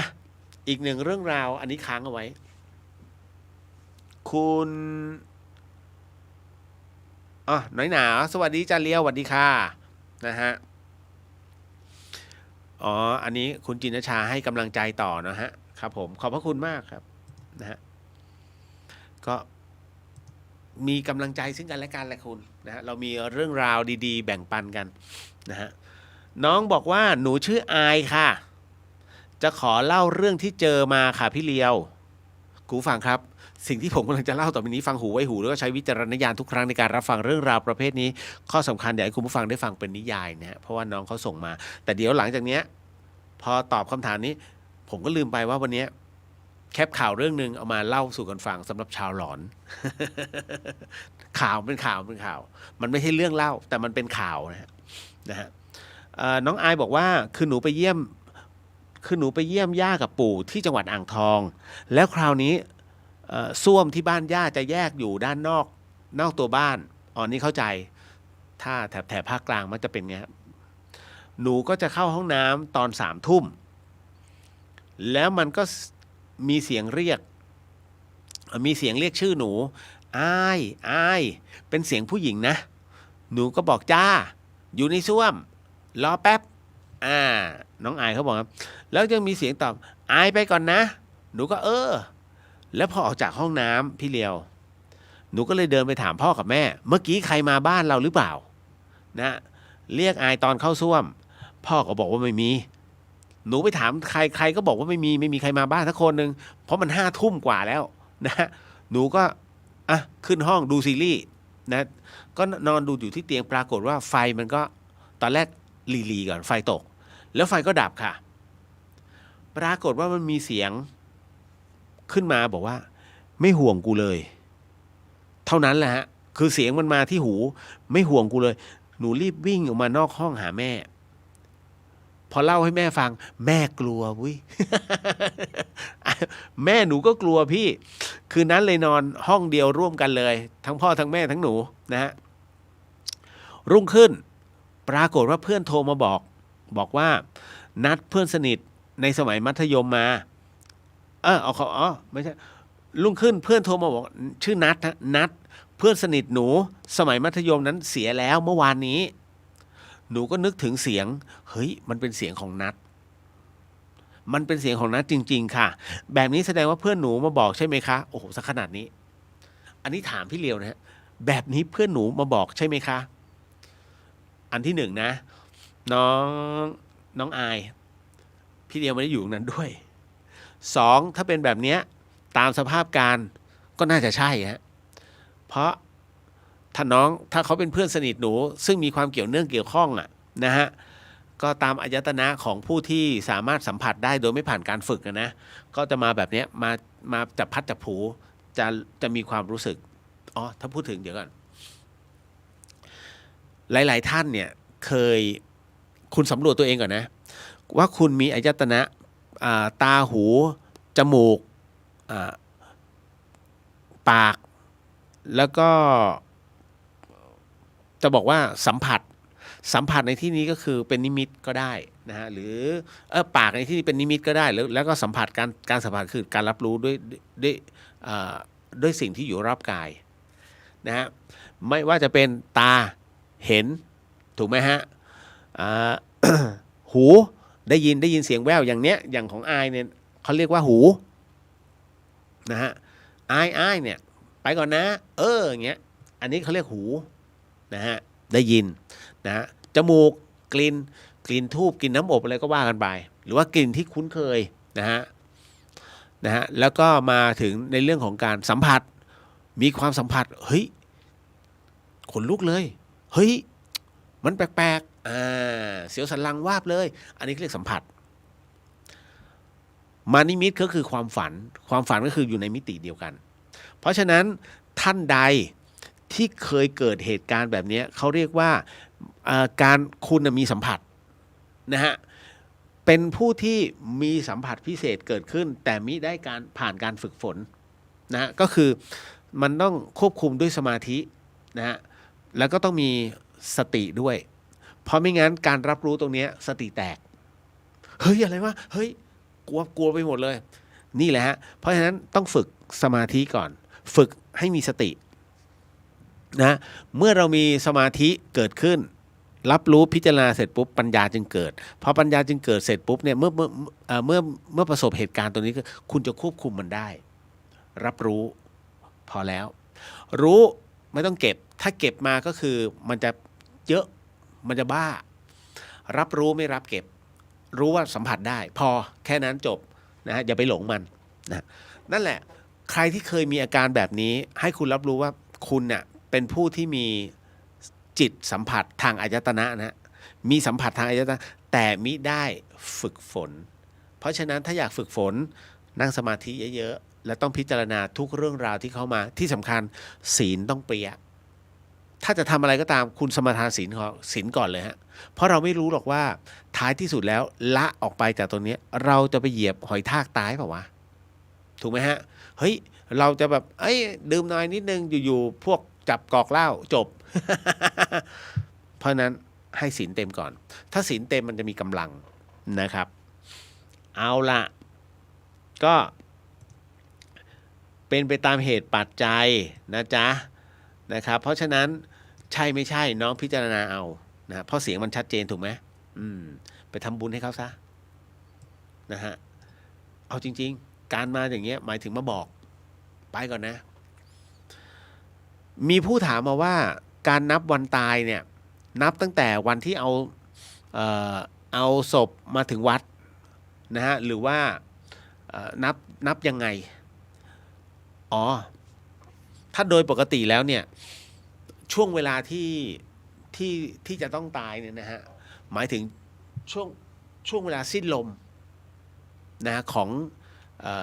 เอาง่ายๆถ้าคุณหมอบอกว่าเสียชีวิตช่วงเวลาเท่านี้คุณล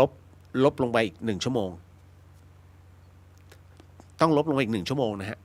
จริงถ้าตามหลักมันต้อง1.5 ชั่วโมงนะฮะแต่1 ชั่วโมงกำลังดีนั่นคือเวลาที่ตายโดยใกล้เคียงที่สุดเพราะคุณหมอต้องรอดูก่อนว่าตายเนี่ยไม่ใช่อยู่ๆเฮ้ยหัวใจหยุดเต้นแล้วเขาตีเป็นตายเลยยังนะฮะยังถ้าทางการแพทย์ยังนะเพราะว่าโสตที่ยังไม่ดับไปจริงๆเนี่ยคือหูยังไงก็ยังดับช้าสุดแม้ทุกอย่างหยุดทำงานหูยังทำงานอยู่ในส่วนของหัวใจหยุดเต้นชีพจรหยุดเดินแต่หูยังทำงานอยู่แปลกไหมแปลกครับแต่เป็นเรื่องจริงซึ่งมันจะค่อยๆดับลงจนไม่ได้ยินหูยังทำงานอยู่นะจึงทิ้งไว้1 ชั่วโมงก่อนนะแต่จริงๆมันมีเหตุให้ต้องทิ้ง1 ชั่วโมงไม่ใช่ว่าเพราะไอโสตหูมันยังไม่ได้ดับนะมันยังมีในเรื่องของดูว่าสภาวะเลือดเป็นยังไงนะฮะแล้วก็การจับตัวของเยอะแยะนะฮะก็ต้องค่อยๆเป็นค่อยๆไป ให้รับรู้แค่ตรงนั้นนะฮะเอาละก็บอกไว้ก่อนที่ถามฮะเพราะฉะนั้นพอบวกไปเนี่ยมันเป็นเวลาที่แท้จริงของผู้ที่เสียชีวิตลงแล้วหลังจากนั้น7 วันสมมตินะมีคนถามว่าถ้าตายตอนตี 2ตายตอนตี 2ของสมมติตายตี 2วันเนี้ยตอนนี้เท่าไหร่เอาตอนนี้ก็สมมติตายตอนเนี้ยเที่ยงคืน28 นาทีเขานับเป็นวันไหนถูกไหมฮะถ้าเรานับตามหลักสากลก็คือวันใหม่แล้วมันเป็นวันนี้มันจะเป็นวันอังคารแล้วถูกไหมฮะเพราะมันเริ่มตั้งแต่เที่ยงคืนเป็นต้นไปนี่คือโซนสากลถ้าตามหลักสงฆ์ฟ้าไม่สางมือยังไม่เห็นอะไรล่ะในส่วนของลายมือหรือว่าใบไม้สีเขียวให้ตีว่ายังเป็นค่ำคืนนั้นอยู่นะฮะเพราะฉะนั้นตามหลักของธรรมแล้วเวลาเนี้ยยังเป็นห่วงเวลาของวันจันทร์อยู่นะครับแต่รับรู้ว่ามันคาบเกี่ยวเป็นเวลาของวันอังคารนะเพราะฉะนั้นเวลาทำบุญวันไหนนับไป7 วันต้องเป็นวันที่7ของวันจันทร์นับจากวันจันทร์อังคารพุธพฤหัสศุกร์เสาร์อาทิตย์วันอาทิตย์พอดีนั่นคือวันที่7ทำบุญวันนั้นนะแล้วก็นับไปอีกนะครบ50 วันและ100 วันนั่นแหละครับให้นับจากตรงนั้นนะฮะไม่ใช่ว่าพอเสร็จปุ๊บหมอเอาไปดองไว้ก่อนเอาไปดองนิติเวชเอาไปดองไว้อย่างเงี้ยสัก3 วันยังออกไม่ได้ให้นับตั้งแต่วันที่หมอเขียนใบมรณบัตรให้แล้วก็บวกเวลาออกไปแค่นั้นไม่ใช่เวลามาอยู่วัดนะฮะมันต้องบวกไปอีกถอยลงไปอีก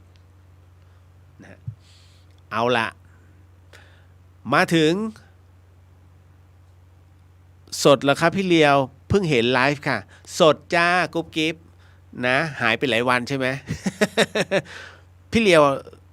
สดมาตลอดนะเพิ่งจะมาไม่สดเมื่อวันศุกร์ที่ผ่านมาหรือวันนี้ก็สดวันสุดท้ายนะเพราะว่าผมต้องลงกรุงเทพเพื่อที่จะไปรับบาตรจากหลวงพ่อกล้วยนิดนึงนะฮะคือตอนนี้ผมกำลังดูในส่วนของกุฏิซึ่งมันขาดปัจจัยอยู่อีกหน่อยนึงนะฮะก็เลยต้องถามน้องเขาแล้วยังไม่ได้รวมค่าแรงน้องเขาก็เลยต้องถามเพราะพวกนี้อย่างน้อยต้องจบแล้วคือทุกอย่างมันโอเคแล้วนะมันจะเหลือแค่ตัวไฟนิดนึงแล้วก็มุ้งลวดเหลือม่านนะครับแล้วก็เก็บงานนะฮะแล้วก็ตัวท่อประปาอีกอันนึงมันก็ไม่เท่าไหร่นะแต่ถ้ารวมค่าแรงผมว่าน่าจะอีกประมาณสัก10,000นิดก็นั่นนะฮะเดี๋ยว ต้องถามน้องเขาก่อนมันบานครับเพราะว่า ผมบอกแล้ว 75,000ไม่มีจริง คนทำบ้านอาจจะรู้ดีนะช่างมาตีราคาแรกเนี่ยสมมุตินะถ้าคุณจะต่อบ้านช่างตีราคาหน่อยเท่าไหร่อันนี้200,000ครับเราก็รู้เลยฮะโอเค200,000นะอยู่โอเค200,000เราจะดีใจมากเพราะช่างบอก200,000โอ้สบายนั่นคือ200,000เงินก้อนแรก มันคือเรื่องจริงฮะเพราะ200,000นี่ไม่มีจริงมันจะบานไปเรื่อยๆเพราะของมันขึ้นตลอดนะฮะเนี่ยนี่คือสิ่งที่แล้วเวลาคุณจ่ายช่างเวลาจะจ่ายปัจจัยจ่ายเป็นงวดนะฮะให้จ่ายแบบนี้30และ40งวดสุดท้ายหนักเพราะไม่งั้นเดี๋ยวถอยคือเขาจะหนีงานได้ต้องจ่ายสุดท้ายให้หนักเขาไว้ก็คือ40ตามนี้นะช่างเขาก็จะโอเคนะฮะวิธีการพี่ขวัญตาสวัสดีค่ะคุณเรียวแล้วก็กัลยาณมิตรทุกท่านสวัสดีครับนะฮะมาถึงเห็นพระท่านใส่เสื้อใส่กางเกงแต่ท่านทำงานก่อสร้างในวัดแบบนี้ท่านทำได้หรือไม่ครับไม่ผิดใช่ไหมครับแล้วท่านมาก่อสร้างอันนี้ทำไมไม่ใช้ช่างครับมันไม่ใช่หน้าที่พระหรือเปล่า อ้าวน้องครับอันนี้เดี๋ยวทวนอีกรอบนะน้องก็ถามมาว่าเห็นพระท่านใส่เสื้อใส่กางเกงนะแต่ท่านทำงานก่อสร้างในวัดแบบนี้ท่านทำได้หรือครับไม่ผิดใช่ไหมครับแล้วท่านมาก่อสร้างอันนี้ทำไมไม่ใช้ช่างมันไม่ใช่หน้าที่พระหรือเปล่าผมตอบคำถามน้องให้เลยนะฮะน้องครับพุทธอาณาเขตพุทธอาณาจักรเนี่ยนะฮะที่เป็นวัดเนี่ยฮะหลังจากที่ได้ผ่านการบรรพชาอุปสมบทเป็นพระภิกษุอย่างเต็มตัวท่านจะใส่เสื้อนะฮะท่านจะใส่กางเกงเป็นเรื่องของท่านเลยนะฮะถ้าทำงานนะฮะไม่ใช่ว่าใส่เสื้อใส่กางเกงแล้วมาวิ่งกันในวัดไม่ใช่นะถ้ากรณีให้ท่านนึกก่อสร้างบางที่เนี่ยท่านก็ไม่ใส่กางเกงท่านก็จะเป็นสบงนั้นนะครับก็ปีนป่ายกันไปว่ากันไปนะอันนี้พูดกันเล่นๆสมมุติพระปีนเงี้ยและพระท่านไม่ใส่ชั้นในคุณอะไรจะเกิดขึ้นไอคนที่เดินลอดไปลอดมาล่ะนะฮะตกใจนึกว่าพวงลำไยเพราะฉะนั้นเนี่ยท่านจึงต้องป้องกันดังนั้นถามว่าเป็นกางเกงได้ไหมได้เพื่อทำงานนะฮะส่วนเสื้อท่านใส่เพื่อป้องกันไม่มีปัญหาและเป็นชุดช่างท่านอยู่ในวัดของท่านแต่เราเนี่ยดันเข้าไปเจอนะฮะทำไมไม่ใช้ช่างคุณรู้ไหมพระที่ท่านก่อสร้างกันเองเนี่ยบางที่ท่านก็อยากใช้ช่างแต่บางที่ช่างเขามาบวชดังนั้นทั้งหมดทั้งมวลจะไปเสียเงินจ้างช่างทำไมก็ในเมื่อตรงนั้นเสร็จปุ๊บการทำงานของพระคือการทำสมาธินะฮะยิ่งเจอวิบากแค่ไหนนะฮะวิบากก็คือค่าศึกในเรื่องของการขวางในการปฏิบัตินะมันจะเป็นอุปสรรคในเรื่องของการปฏิบัติดังนั้นการทำงานของพระเนี่ยหนักแค่ไหนก็ตามท่านต้องทำในสมาธินะฮะไม่ใช่มาเปิดเพลงงี้แล้วทำเหมือนเด็กๆก่อสร้างไม่ใช่นะฮะเพราะฉะนั้นท่านต้องทำแล้วก็มีสมาธิไปเรื่อยๆตอกตะปู1ทีเนี่ยบางทีตอกแล้วตอกอีกมีสมาธิกับการตอกเป็นสมาธิทั้งหมดนะฮะอันนี้ก็เลยต้องขยายออกไปให้ฟังมันเป็นการบำเพ็ญชนิดหนึ่งนะครับไม่ใช่ว่าเห็นทำงานแล้วโอ้ทำไมไม่ใช่นี่แหละหน้าที่โดยตรงท่านจะรับรู้เลยว่าอ๋อหนักเนาะทำไมแบกตรงนี้เราต้องทนรับกรรมตรงนี้เพื่ออะไรไม่ใช่ท่านไม่คิดอย่างนั้นนะท่านรับรู้ถึงความตั้งใจพอเสร็จไปมันคืออะไรฮะเจดีย์เสร็จไปเป็นวิหารเสร็จไปคืออุโบสถฝีมือท่านทั้งนั้นนะฮะนี่แหละที่มาที่ไปจ้ะนะครับไม่ผิดนะฮะไม่ผิดนะครับอย่าเพิ่งไปตีเป็นข้อสงสัยตรงนั้นบางทีเราไม่ได้อยู่ตรงนั้นด้วยผมยังไม่กล้าฟันธงเลยคือบางทีเราก็เห็นแหละแล้วก็พิจารณาโอ้ก็ดีเนาะพระท่านจะได้รัดกุมนะฮะแม่ไปหาคนทรงเขาบอกว่าหนูเป็นธิดาเจ้าเมืองมาเกิด โอ้ตายแล้วนะฮะแล้วชาติก่อนหนูเจ้าอารมณ์สั่งลงโทษคนไว้เยอะตอนนี้เขาตามหนูเจอแล้วเขากำลังจะมาเอาคืนพี่เลียวว่าหนูควรทำอย่างไรดีโอ้เข้าโรงพยาบาลก่อนเลยน้อง อารมณ์ต้องเข้าโรงพยาบาลแล้วล่ะนะฟังอีกรอบนะฮะแม่ไปหาคนทรงเจ้าก็บอกว่าหนูเป็นธิดาเจ้าเมืองมาเกิดคุณเชื่อไหมผมเนี่ยทั้งชีวิตผ่านคนทรงเยอะมากชอบดูนะชอบดูการแสดงนะถามว่าทรงจริงไหมบางท่านก็จริงบางท่านก็ของปลอมนะฮะแล้วก็บอกคนนั้นคนนี้โอ้อันนี้เป็นเจ้าเมืองนี้นู่นนั่นคือไม่มีในตำนานอันนี้เป็นมเหสีชื่อนี้ก็ไม่มีในบัญญัติของวรรณกษัตริย์ตอนไหนเลยสักอย่างในประวัติศาสตร์นะฮะ เกิดในสมัยนี้เราก็ไปกลางดูไม่เห็นมันมีเลยเว้ย นะฮะที่คนทรงบอกสักอย่างใช่ไหมทุกอย่างอุปโลกนะฮะให้ดูให้คนเราเนี่ยดูดีทุกคนที่ดาวหมดเลยโอ้อันนี้เรียกว่าเป็นหน่วยทะลวงฟันมาก่อนอันนี้เป็นน้องของกษัตริย์พระองค์นี้ที่นู่นที่นี่ที่นั่นเมืองนี้ไม่เคยเกิดขึ้นในประวัติศาสตร์ชาติไทยเลยนะฮะแล้วก็ประวัติศาสตร์เมืองก็ไม่มีมาจากไหนนะเพราะฉะนั้นเนี่ย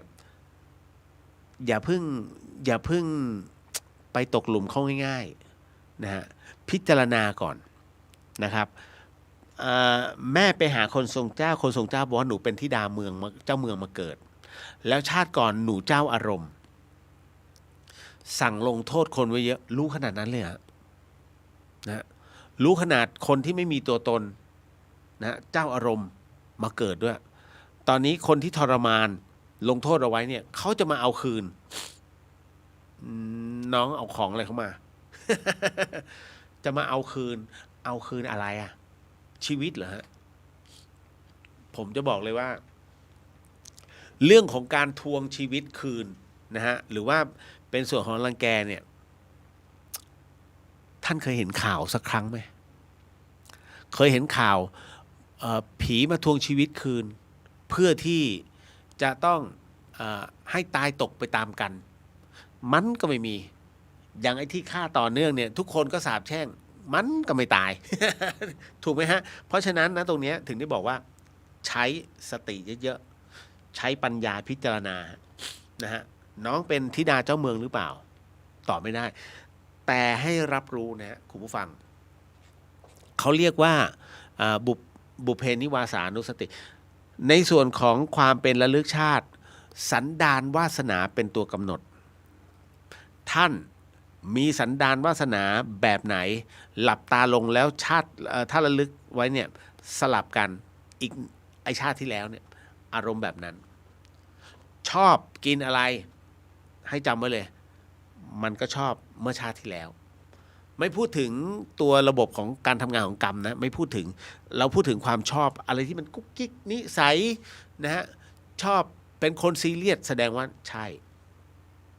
กลับมาเกิดเขาเรียกว่าด้วยนิสัยการบอกนิสัยมันใช่เลยนะฮะนี่แหละนิสยสีลัง เหมือนกันเลยอารมณ์นี้ชาติที่แล้วเป็นนี้ชาตินี้กูเป็นแบบนี้แต่เหตุการณ์ไม่เหมือนกันแค่นั้นเองไม่พูดเรื่องชาติโอ้ตายแล้วลืมถ้าผมบวชนะพูดเรื่องอย่างนี้ไม่ได้นะเรื่องชาติภพแต่ถ้าพูดต้องอธิบายให้จบนะครับมันต้องเคลียร์ไม่ใช่อยู่ๆเป็นพระแล้วไปพูดชาติภพซวยเลย เลียวก็แย่เลยนะกรณีตรงนี้หนูควรทำยังไงนะไม่ต้องทำอะไรเลยฮะเพราะน้องกำลังจะเป็นวิตกจริตการเป็นวิตกจริตตรงนี้ก็คือการที่มีผู้บอกว่าเขากำลังจะมาเอาคืนอันนี้น่ากลัวกูฟังแป๊บหนึ่งนะฮะแอร์มันเย็นมากเลยผมหวัดกิน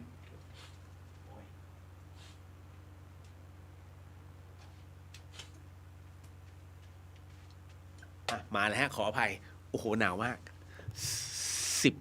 18 องศาแล้วฝนตกด้วยปิดแล้วฮะเพราะฉะนั้นไอ้ส่วนตรงนี้ที่ต้องบอกว่าในส่วนของการที่เราเนี่ยต้องคิดเยอะนะให้ระมัดระวังนะฮะไอ้ที่มาเอาคืนมันทำให้คุณเครียดคิดมากไม่ต้องเครียดใช้ปัญญานะฮะมากๆสวดมนต์นะทานศีลภาวนาอย่าให้พร่องแค่นั้นแหละจบเลยฮะเรามีพระสงฆ์เรามีพระพุทธเจ้าเป็นที่พึ่งเรามีพระธรรมเป็นที่พึ่งเรามีพระสงฆ์เป็นที่พึ่งพอแล้ว3อย่างนะฮะก็เป็นอีกหนึ่งเหตุปัจจัยนะครับต่อมามาร์กไว้ก่อนเดี๋ยวนั้นเดี๋ยวมีข่าวเดี๋ยวอ่านข่าวให้ฟังกุ๊บกิ๊บบอกว่าได้ฟังรายการธรรมะรายการหนึ่งท่านบอกว่าถ้าบ้านรกไม่สะอาดเทวดาจะไม่มาฟังเราสวดมนต์ถ้าบ้านรกโอ้โห เราอ่านไปได้ไงบ้านนรก ถ้าบ้านรกไม่สะอาดเทวดาจะไม่มาฟังเราสวดมนต์หรอคะ อันที่จริงหนูก็ได้ยินแบบนี้ตั้งแต่เด็กๆเลยค่ะโดนผู้เฒ่าผู้แก่ปลูกฝังแบบนี้เจ้าเท็จจริงแค่ไหนครับพี่เลียว เทวดานะฮะท่านไม่ได้เดินมาฟังนะฮะแค่กำหนดจิตแล้วก็รับรู้ว่าเราสวดมนต์นะฮะแล้วก็เราแผ่อานิสงส์แห่งบุญตรงนั้นให้นะถ้าสวดแล้วถามว่าพื้นที่รกๆเนี่ยสมมุตินะได้เวลาสวดมนต์พร้อมกันแล้วพระมาของก็ต้องเต็มนะปึ๊บถามว่ามาฟังไหมก็มาท่านไม่รู้สึกมันไม่ได้เกี่ยวแต่ที่ผู้ใหญ่บอกเหอะคือต้องการความเรียบร้อยแค่นั้นเลยฮะอย่างอื่นไม่มีอะไรนะฮะมาไม่เป็นไรสวดไปก่อนเดี๋ยวค่อยว่ากันนะฮะพี่ขวัญตาอาทิตย์ก่อนเข้าไปดูวิดีโอของตอนที่หลวงตามหาบัวเตือนอดีตนายกให้กลับใจหลังจากนั้นเข้าไปอ่านเจอคอมเมนต์อันหนึ่งผู้หญิงคนนี้บอกว่าหลวงตาเป็นพระอรหันต์นะเราก็คันปากเลยขอถามเขานอกเรื่องไปแบบมีมารยาทมากๆว่าเขาเอาอะไรมาฟันธงว่าหลวงตาเป็นพระอรหันต์โดนด่าค่ะว่าอวดวิชาแถมเสียมารยาทอีกงงเลยค่ะแต่เขาก็ไม่ได้ตอบที่เราถามไปนะคืออย่างนี้ฮะจริงๆแค่อ่านรับรู้รับฟังเพราะว่าบางทีศรัทธาไม่ได้ใช้ปัญญานะฮะเขาศรัทธาในสิ่งที่พ่อแม่ครูบาอาจารย์นะฮะเป็นเช่นนั้นเราถามว่าเรารู้อยู่แล้วว่าใช่ไม่ใช่เพียงแต่ว่าเราอยากจะเตือนเขาว่าเฮ้ยอย่าไปฟันธงอะไรขนาดนั้นนะฮะกรณีแบบนี้เขาตอบกลับมาเลยนะนี่นู่นนั่นอันนี้เยอะมากก็คือไม่อยากให้ใครไปลบหลู่พ่อแม่ครูบาอาจารย์นะฮะของเขาก็มีความรู้สึกแบบนั้นอันเนี้ยถ้าเขาตอบมาแบบเนี้ยแบบไม่มีเหตุผลนะฮะนั่นคือแค่ผู้ที่ไปรับรู้กราบไหว้เพราะว่าอันเนี้ยประเภทนี้จะถูกหลวงตาหรือว่าพระสุปฏิปันโนเนี่ยตำหนิอยู่เรื่อยๆนะว่ามันต้องมีสติไปด่านี่นู่นนั่นแสดงว่าทำไม่ถึงทำยังไม่ถึงอารมณ์มันมาก่อนไงนะโทสะมันมาก่อนนะครับไม่เป็นไรนะฮะเยอะครับไม่จำเป็นต้องกรณีตรงนี้ฮะผมเจอหลายที่นะครับกุ๊บกิ๊บถามว่ามีคำถามค่ะฝันแบบไหนคะถึงจะเสี่ยงโชคพอรู้ไหมครับพี่เลียมไม่รู้ ไม่เคย นะฮะมีผมฝันเป็นตัวเลขก็มีนะฮะตื่นมาปุ๊บจดเลยถามว่าถูกไหมไม่ถูก นะเพราะฉะนั้น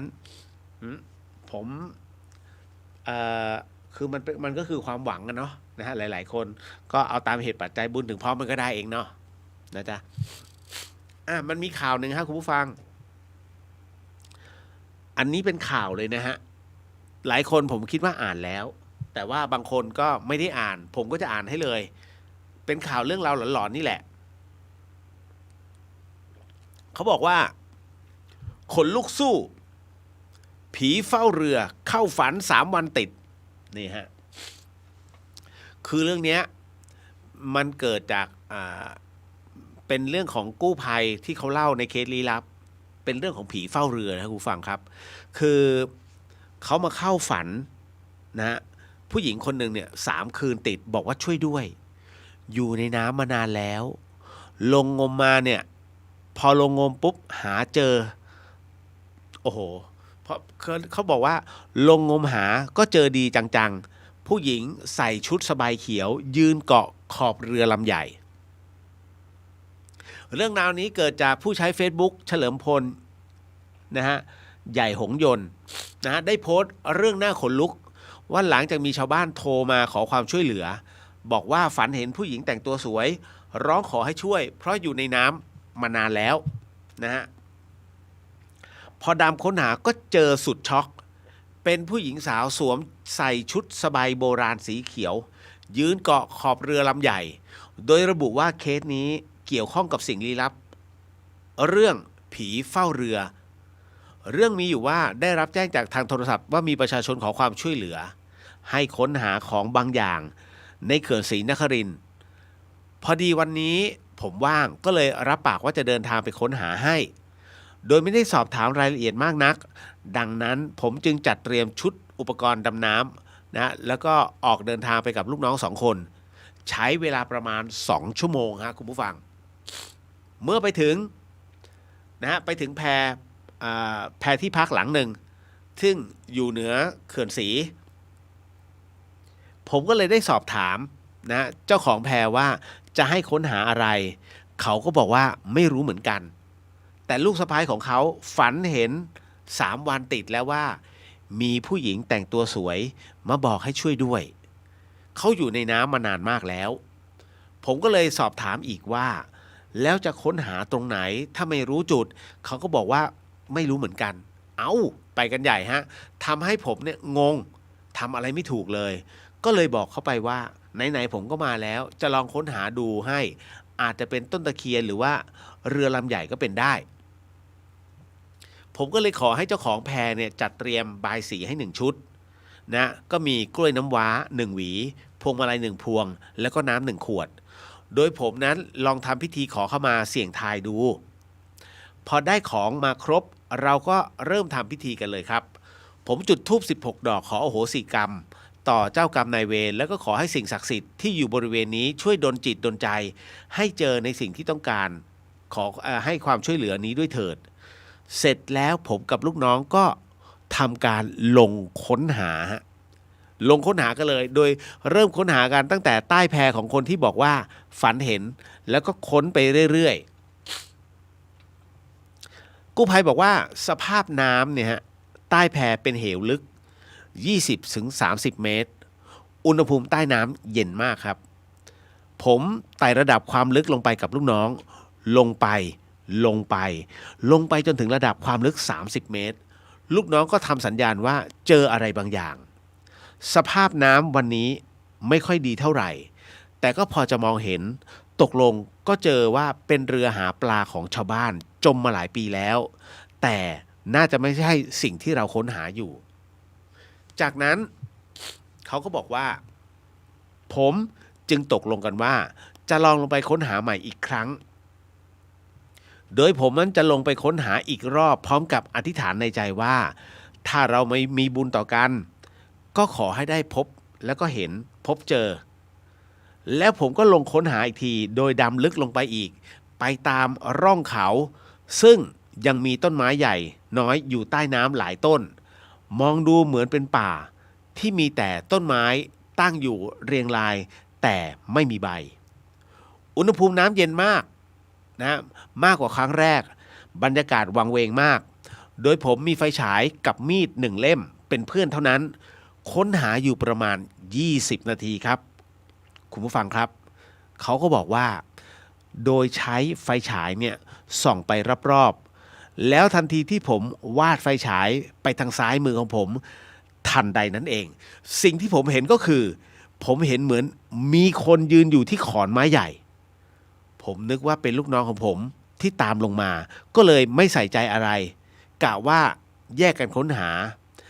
ดำไปอีกพักหนึ่งผมก็มองดูที่มาตรวัดอากาศในถังเหลืออยู่แค่50 บาร์ก็เลยต้องขึ้นมาก่อนพอขึ้นมาข้างบนก็เห็นลูกน้องนั่งกินข้าวอยู่ก็เลยถามลูกน้องว่าเอ้าทำไมขึ้นมาเร็วจังลูกน้องผมก็ตอบว่าผมยังไม่ได้ตามลงไปเลยหิวข้าวก็เลยมากินก่อนมันตอบอย่างนี้ปุ๊บผมขนลุกทันทีเลยครับแล้วใครที่เราเห็นแต่ก็อยากพิสูจน์ให้เห็นเลยว่าอะไรที่ผมเห็นเมื่อครู่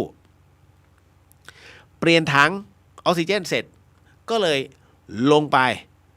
ปในน้ำที่เขื่อนศรีนั้นอีกรอบหนึ่งคราวนี้ลงไปคนเดียวครับผมไต่ระดับลงไปในที่เดิมมองเห็นขอนไม้ใหญ่ท่อนเดิมแต่ไม่มีอะไรนอกจากนั้นแต่พอผมขยับเข้าไปใกล้อีกนิดนึงสิ่งที่ผมเห็นอยู่ต่อหน้า ทำให้ผมตกใจสุดขีดครับมันเป็นผู้หญิงสาวที่สวมใส่ชุดสบายโบราณสีเขียวเธอยืนเกาะขอบเรือใหญ่อยู่ซึ่งมองไปครั้งแรกเนี่ยทำไมไม่เห็นเรือผมก็นึกในใจอากาศในถังผมหลอนหรือเปล่าพอตั้งสติได้ผมก็ยกมือไหว้ขึ้นขอเข้ามาแล้วก็นำเชือกเข้าไปผูกที่หัวเรือระหว่างที่เคลื่อนตัวเข้าไปก็ไม่เห็นหญิงสาวคนนั้นแล้วผมจึงตั้งหน้าตั้งตาผูกเชือกกับจุดที่แข็งแรงนะฮะจนสามารถนะฮะเตรียมอุปกรณ์เพื่อที่จะกู้ขึ้นนะกู้เรือนั้นขึ้นมาโดยยังไม่เล่าเรื่องนี้ที่ผมเห็นให้ใครฟังเดี๋ยวจะไม่มีใครช่วยเอาเรือขึ้นผมใช้เวลากู้เรือขึ้นมาเนี่ย2 ชั่วโมงโดยใช้ถัง200 ลิตร5 ใบลงไปผูกแล้วอัดลมให้ลอยขึ้นมาในสภาพที่เรือยังสมบูรณ์มากครับสวยมากไม่มีรอยรั่วเลยทุกวันนี้เรือลำนี้ตั้งอยู่ที่วัดม่องกระแทะใกล้กับเขื่อนศรีนครินทร์ชาวบ้านที่นั่นรู้ข่าวเอาแบงค์ร้อยแบงค์พันร่วมทำบุญกับวัดกันหลายคนส่วนผมก็ปลื้มใจที่นำเอาเขาขึ้นมาจากน้ำได้โดยผมคิดว่าสิ่งที่ผมเห็นเนี่ยมีจริงคงไม่ต้องทนหนาวอยู่ใต้น้ำอีกต่อไปแล้วครับนั่นก็คือเรื่องราวทั้งหมดนะฮะที่นะฮะเป็นความฝันแล้วผมก็นำมาเล่าสู่กันฟังให้กับคุณผู้ฟังนั้นนะฮะได้รับฟังกันก็ถือว่าขนลุกเนาะใช้ได้เลยทีเดียวนะฮะเป็นเรื่องราวที่เธอจมมานานแล้วนะฮะ เอาล่ะอันนี้น้องถามมาว่าเดี๋ยวนะครับแป๊บนึง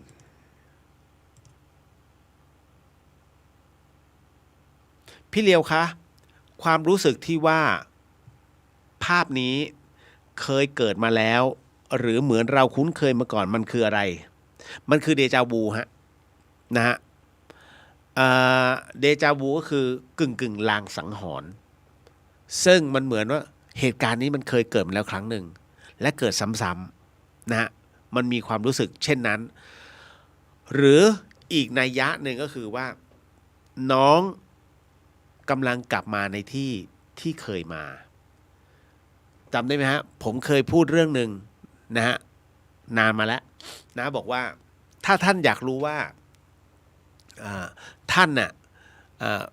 มีความเกี่ยวข้องกับสถานที่ใดก็แล้วแต่ให้ท่านลองย้อนความรู้สึกกลับไปว่าทั้งชีวิตเนี่ยเราเคยกลับไปอยู่จุดตรงไหนบ้างที่เฮ้ยมันร่มเย็นน่ะเฮ้ยทำไมมันบ้านหลังนี้คุ้นๆแล้วหันกลับไปมองในวิวเดิมๆที่มันเคยเกิดขึ้นมาก่อนบอกได้เลยครับว่าท่านเคยอยู่ที่นั่นมาก่อนอาจจะเป็นสมัยไหนก็แล้วแต่นะเป็น100 ปีที่ผ่านมาแล้วแต่มันเป็นภาพที่คุ้นเคยหรือบางทีเนี่ยเราไปเดินตามกำแพงวัดไม่มีอะไรมากฮะก็ไปดูชื่อคนตายพศเกิดพศตายเขาแค่นั้นเลยฮะมันไม่มีอะไรจะน่าดูไปกว่านี้ไงก็ดูก็คำนวณเล่นๆขำๆโอ้เขาอายุขนาดนี้เลยเหรอโอ้ปีนี้มันปี66แล้วโอ้เขาตาย24เงี้ยส่งเขาตาย2466โอ้โห100 ปีแล้วเห็นไหมก็คำนวณเล่นๆแต่ปรากฏว่าเดินไปเดินมารอบวัดไปเจอจุดหนึ่งเฮ้ยแปลกๆคือคุณจะยืนจ้องบางทีจ้องแบบไม่ได้คิดอะไรมากมายในหัวแบงค์มากแล้วก็ยืนดูอย่างเพลิดเพลินเฮ้ยมันเป็นไปไม่ได้หรอกคุณไปยืนดูชื่อคนตายดูรูปคนตายที่อยู่ในกำแพงวัดบวกพศบวกหักกบลบพศแล้วตรงนั้นเสร็จปุ๊บแล้วจะไม่คิดอะไรมันมีอะไรน่าสนใจคุณก็ลองพิจารณาว่าทำไมรูปนี้น่ากลัวจังทำไมรูปนี้เธอสวยจังทำไมรูปนี้เฮ้ยเขาหล่อจังมันคือไม่แน่ว่าตรงนั้นเขาเป็นญาติคุณในชาติภพไหนหรืออาจจะเป็นตัวคุณในชาติภพไหนมันตอบไม่ได้แต่มันคุ้นๆนั่นคือสิ่งหนึ่งสิ่งใดเขาเรียกห่วงจังหวะหนึ่งของเวลาใดก็แล้วแต่ท่านเกี่ยวข้องกับจุดนั้นแหละครับนั่นแหละฮะ อาจจะเป็นเคยเป็นพื้นถิ่นบ้านเก่าอย่างนี้ก็ได้ แต่มันคุ้นไงผมเชื่อมั่นว่าเป็นทุกคนนะเป็นทุกคนน้องๆวัยรุ่นทั้งหลายนะน้องๆนักศึกษาทั้งหลายเนี่ยบางท่านอาจจะเคยเจอเรื่องราวแบบนี้แต่อนาคตให้รับรู้เลยว่าถ้าน้องไปตรงไหนก็แล้วแต่เฮ้ยมันเหมือนเคยเกิดขึ้นว่ะไอ้ที่เธอกับฉันคุยกันอย่างเงี้ยแล้วมีอยู่ๆมีรถผ่านด้านหลังเฮ้ยมันเป๊ะนั่นแหละมันเป็นเดจาวูเดจาวูคือเหตุการณ์นั้นเคยเกิดขึ้นมาแล้วหรือรับรู้สิ่งเหล่านั้นเป็นมโนภาพล่วงหน้ามาแล้วอย่างเช่นบางทีคุณอาจจะไม่เคยไปแต่ภาพนั้นมันเคยเกิดขึ้นในฝันเฮ้ยภาพนี้เลยยืนอย่างนี้เลยคุยกับเธออย่างนี้เลยใช่ครับมันมาประกอบในฝันจนภาพนั้นติดตาคุณแต่คุณไม่รู้ตัวเพราะว่าอะไรฮะเพราะว่ามันถูกบันทึกใน Data แต่พอมาเจอสถานที่จริงใช่นี่ฉันกลับมาแล้วเหรอนะฮะหรือบางทีคุณก็นั่งยิ้มคนเดียวนะฮะนั่งศาลาริมน้ำดูน้ำที่มันไหลไปโดยที่ไม่ต้องไปพูดคุยกับคนอื่นเขาก็เดินไปแต่คุณนั่งดูเพลินคิดเลยเพลินๆนะครับนั่นแหละถ้าท่านมีความรู้สึกสุขใจไม่ต้องไปบอกใครเราสุขใจอยู่คนเดียวยกเว้นเธอเนี่ยฉันว่าฉันเคยมานั่งตรงนี้นะมันคือที่คุณเคยสัมผัสมาแล้วนะฮะเพราะฉะนั้นบอกแล้วมิติมันทับซ้อนกันยังไงก็ตามเราต้องกลับมาที่เก่าเสมอเหมือนกันฮะบางคนตายก็ตายที่เดิมของเขาที่เคยตายนะแต่บางคนก็ตายที่ใหม่ก็แล้วแต่ตามเหตุปัจจัยแต่ท้ายที่สุดแล้วทุกสิ่งทุกอย่างเนี่ยมันเป็นวัฏจักรหมุนวนนี่แหละฮะวัฏฏะสงสารนะครับนะครับก็เป็นเรื่องราวแห่งเดจาวูนะครับที่มันเกิดขึ้นได้กับคนทุกคนเนาะนะฮะจริงๆมันก็มีอะไรอีกหลายๆอย่างนะฮะมันมีเหตุการณ์ของในสมัยรัชกาลที่4เวลาหมดแล้ว โอ้น่าเสียดายคุณผู้ฟังครับพรุ่งนี้เป็นเทปนะเพราะว่าผมเตรียมตัวเดินทางเข้ากรุงเทพพรุ่งนี้พอดีอาจจะต้องวุ่นวายกับกุฏิกรรมฐานนิดนึงนะในส่วนของไฟที่ต้องเดินใต้ดินจะไม่เดินข้างบนเพราะว่ากิ่งไม้มันชอบหักมันจะสิ้นเปลืองขอเปลืองทีเดียวก็คือร้อยใต้ดินจบเลยนะฮะแล้วก็ยังมีงานเก็บงานม่านงานมุ้งลวดก็จบแล้วครับไม่ได้มีอะไรมากนะฮะแล้วก็ค่าตัวเขา ผมยังเครื่องโอ้โหงบบานอ๋อ75,000ไม่มีจริง พร้อมครับสาธุสาธุสาธุสิ่งหนึ่งสิ่งใดที่ผิดพลาดพลั้งไปต้องขออโหสิกรรมนะที่นี้ไม่ได้ตั้งใจหรือมีเจตนาก็ขอมอบอานิสงส์ผลบุญในค่ำคืนนี้ถวายแด่องค์พระสัมมาสัมพุทธเจ้าทุกๆพระองค์พระธรรมเจ้าทุกๆพระอริยสังฆเจ้าทุกๆพระปัจเจกพุทธเจ้าทุกๆพระองค์รวมไปถึงพระอาสีติมหาสาวกเจ้าทุกๆพระองค์พระอรหันตสาวกเจ้าทุกๆพระองค์รวมไปถึงพรหมเทพเทวดาทั้งหลายสรรพสัตว์สรรพวิญญาณทั้งหลายสรรพเจ้ากรรมนายเวรทั้งหลายทั้งปวงแล้วก็สัมภเวสีผีเล่ร่อนทั้งหลายก็ขอให้น้อมรับอานิสงส์ผลบุญในค่ำคืนนี้ไปด้วยเช่นกันฮะขอมอบถวายอานิสงส์ผลบุญในค่ำคืนนี้ให้กับพระราชพรหมยานหลวงพ่อฤาษีลิงดำแห่งวัดท่าซูก็ขอน้อมถวายบุญนี้แด่ท่านด้วยเช่นกันครับขอถวายผลบุญกุศลในค่ำคืนนี้นั้นแด่พระอาจารย์ภัสกรภูริวัฒโนภาวิไลก็ขอให้หลวงพี่ท่านได้รับอานิสงส์ผลบุญในค่ำคืนนี้ด้วยเช่นกันครับขอมอบอานิสงส์ผลบุญในค่ำคืนนี้ให้กับคุณผู้ฟังที่ฟังในช่อง FM 104.50 เมกะเฮิรตซ์ท่านจังหวัดเชียงใหม่แล้วก็จังหวัดใกล้เคียงรวมไปถึงคุณผู้ฟังที่ฟังในช่อง YouTube วัดไฟหินแล้วก็Facebook ของวัดไฟหินทุกๆช่องทางก็ขอให้ท่านนั้นได้รับอานิสงส์ผลบุญในค่ำคืนนี้ด้วยเช่นกันขอมอบอานิสงส์ผลบุญในค่ำคืนนี้ให้กับคุณผู้ฟังที่ฟังในช่อง Facebook ของเรียวเดอะเฮียนแล้วก็พุทธิสิทธิ์รัตนสมบูรณ์ก็ขอให้ท่านนั้นได้รับอานิสงส์ผลบุญไปด้วยเช่นกันครับเอาละครับคุณผู้ฟังครับขออนุญาตกรวดน้ำเนาะนะแล้วเดี๋ยวเอาไว้ค่อยเจอกับฟ้าหึมๆนะครับสาธุยะทาวาริวหาปุราปาริปุเรนติสาครังเอวะเมวะอิโตตินังเปตานังอุปกปติอิชิตังปฏิตังตุมหังคิปเมวะสมิสันตุสัพเพปุเรนตุสังกปาจันโดปนาระโสยะธามณิโชติละโตยะธาสัพพิติโยวิวันชันตุสัพพโรโกวินันสันตุ มาเตภวะวันตรายโยสุขีทีคายุโกภวะอภิวาทนาสิริสนิจังบุทธาปัจจายิโนจัตตารโอธรรมาวัฏันติอายุวันโนสุขขังพระลังนิพพานังปรมังสุขังโมทนาสาธุสาธุสาธุครับแล้วไว้เจอกันในโอกาสต่อไปเนาะนะฮะก็แล้วเดี๋ยวค่อยเจอกันบ๊ายบายบ๊ายบายถ้ากลับมาแล้วจะรีบมาจัดรายการเช่นเดิมฮะนะผมไม่ได้เอารถไปกรุงเทพไงเรื่องก็เลยต้องค่อนข้างลำบากนิดนึงนะฮะ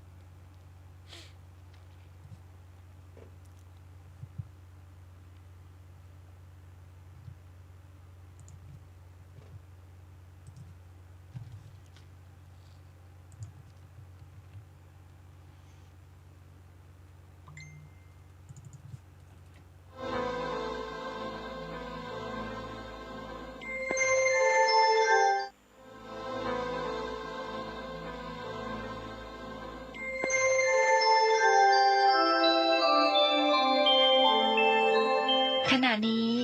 ท่านกำลังฟังสถานีวิทยุกระจายเสียง FM 104.5 เมกะเฮิรตซ์ มูลนิธิครูบาศรีวิชัยจังหวัดเชียงใหม่ขอเชิญชวนชายไทยผู้มีจิตเลื่อมใสในพระพุทธศาสนาและมีความศรัทธาในปฏิปทาและบารมีธรรมของครูบาเจ้าศรีวิชัยจำนวน9 คนที่มีคุณสมบัติคือมีอายุ20 ปีบริบูรณ์ขึ้นไปและบ่เกิน45 ปีบ่เคยอุปสมบทเป็นพระภิกษุมาก่อนบ่มีประวัติด้านอาชญากรรมบ่มีรอยสักบนร่างกายสามารถเข้าฝึกท่องจำคำขออุปสมบทได้ตามนัดหมายเพื่อเข้าอุปสมบทเนื่องในวันคล้ายวันถือกำเนิดของครูบาเจ้าศรีวิชัยตั้งแต่วันอาทิตย์ที่11ถึงวันจันทร์ที่19มิถุนายนพุทธศักราช2566ชื่อรุ่นเทิดธรรมาธิปไตยณพัทธสีมาวัดพระสิงห์วรมหาวิหารแล้วไปเข้ารับการฝึกปฏิบัติวิปัสสนากรรมฐานณวัดร่ำเปิงตะโปธารามพระอารามหลวงโดยบ่ต้องเสียค่าใช้จ่ายใดๆแต่สามารถร่วมบริจาคสมทบได้ตามจิตศรัทธาติดต่อสอบถามรายละเอียดและสมัครโดยตรงได้ที่นายพยูนมีทองคำประธานกรรมการมูลนิธิครูบาศรีวิชัยโทรศัพท์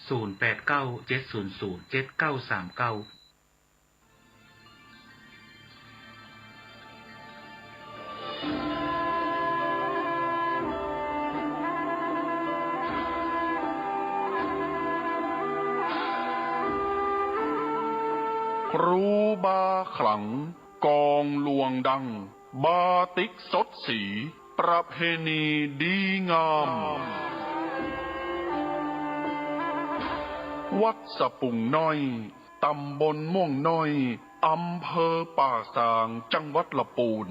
ขอเชิญผู้ใจบุญทุกท่านร่วมทำบุญสุนตานงานใหญ่2 วาระหว่างวันศุกร์ที่26และวันเสาร์ที่27พฤษภาคม2566โดยมีกำหนดการดังต่อไปนี้วันศุกร์ที่26พฤษภาคมเวลา1 ทุ่มเป็นต้นไปประกอบพิธีพุทธาภิเษกเสกซ่อมย้อมยศสมเด็จองค์ปฐมต่างมหาจักรพรรดิทรงล้านนาพระประธานศาลาหอฉันอุดมสมสุขวัดสะปุงน้อยเวลา2 ทุ่มแสดงพระธรรมเทศนาอบรมสมโภชองค์พระประธาน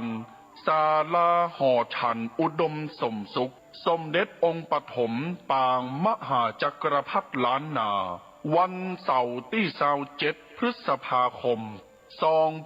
2566เวลาตี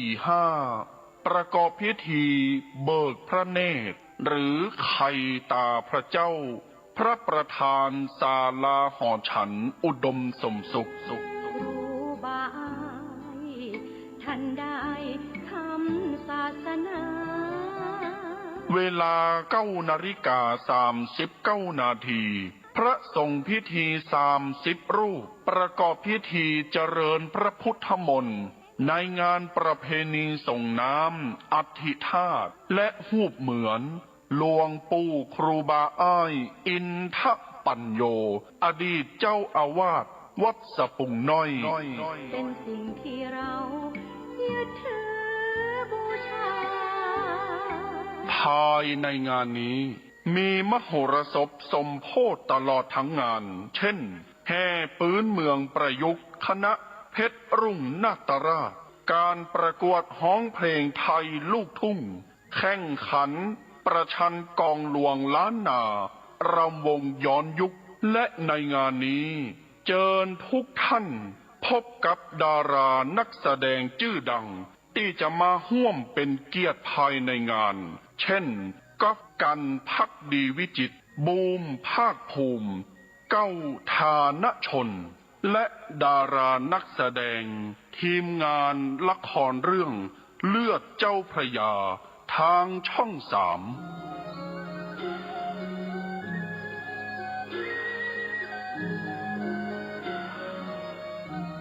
ติดต่อสอบถามร่วมทำบุญได้ที่พระสมุกฤตนิธิทัศน์เจ้าอาวาสวัดสะปุงน้อย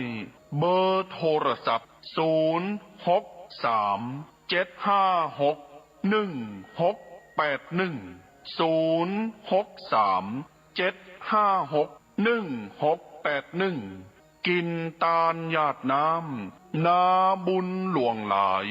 จักสุขสบายจาดนี้ปลายหน้า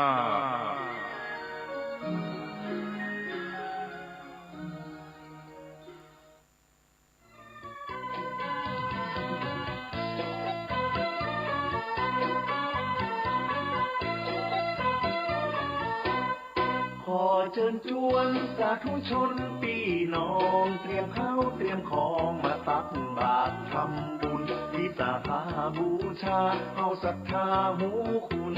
ตักบาตรทำบุญถวายเป็นพุทธบูชา สัปดาห์วิสาขบูชาโลกรวมพลังพุทธบริษัททั้ง4ถวายมหาสังฆทานครั้งที่3ของอำเภอดอยหล่อตักบาตรพระสงฆ์สามเณร1,018 รูปถวายเป็นพุทธบูชาเนื่องในวันประสูติตรัสรู้ปรินิพพานของพระสัมมาสัมพุทธเจ้าทำบุญเมืองดอยหล่อครบ28 ปี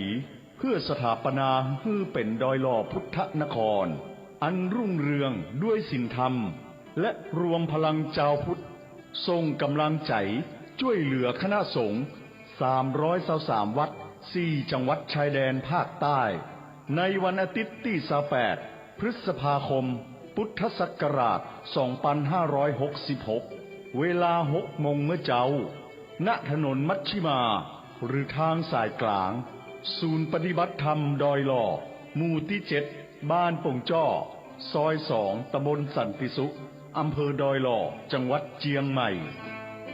โดยมีพระครูสุนทรธรรมานุโยคเจ้าคณะอำเภอดอยหล่อเป็นประธานฝ่ายสงฆ์และคุณวาสนาบุญธรรมช่วยนายอำเภอดอยหล่อเป็นประธานฝ่ายคารวาส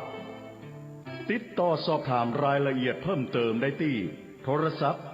081-881-1866บ่ได้ลืมเตรียมข้าวสารอาหารแห้งนุ่งชุดขาว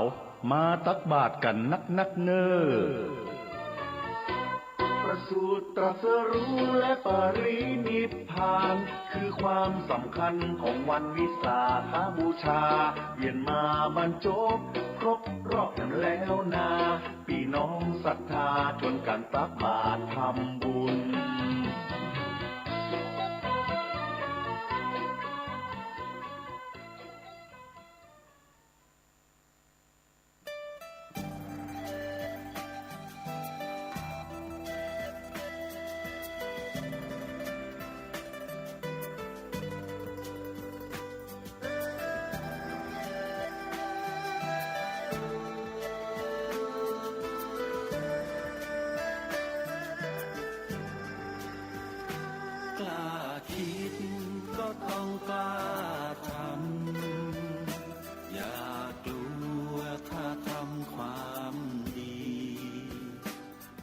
ศึกษาปัญหาให้ทันท่วงที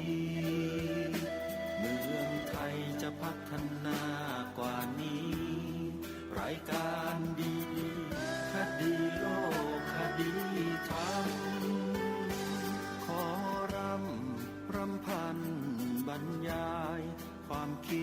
รื่องหมายแห่งสีทั้งสามงามถนัดขาวคือบริสุทธิ์สีสวัสดิ์หมายพระไตรรัตน์และธรรมะคุ้มจิตไทยแดงคือโลหิตเราใสซึ่งยอมสละได้เพื่อรักษาชาติศาสนาน้ำเงินคือสีโสภาอันจอมประชาพระโปรดเป็นของส่วนองค์จัดริ้วเข้าเป็นไตรรงค์จึงเป็นสีธงที่รักแห่งเราชาวไทยทหารอวตารนำไปยงยุทธวิชัยวิชิตก็ชูเกียรติสยามประเทศไทยที่เจริญมั่นคงมาได้จนถึงทุกวันนี้มิได้เกิดขึ้นจากความหวาดกลัวอย่างคลาดเขลาแต่บรรพบุรุษไทยของเราทุกยุคทุกสมัยล้วนแต่มีความกล้าหาญและชาญฉลาดปกป้องเอกราชสร้างชาติให้เกิดความมั่นคงโดยมีธงแห่งพระไตรรัตน์เป็นเครื่องนำชัยจึงเป็นที่มาที่ไปของรายการคดีโลกคดีธรรมกล้าคิดก็ต้องกล้าทำอย่ากลัวถ้าทำความดีเร่งศึกษาปัญหาให้ทันท่วงทีเมืองไทยจะพัฒนากว่านี้รายการดีๆคดีโลกคดีธรรมรายการดีๆคดีโลกคดีธรรม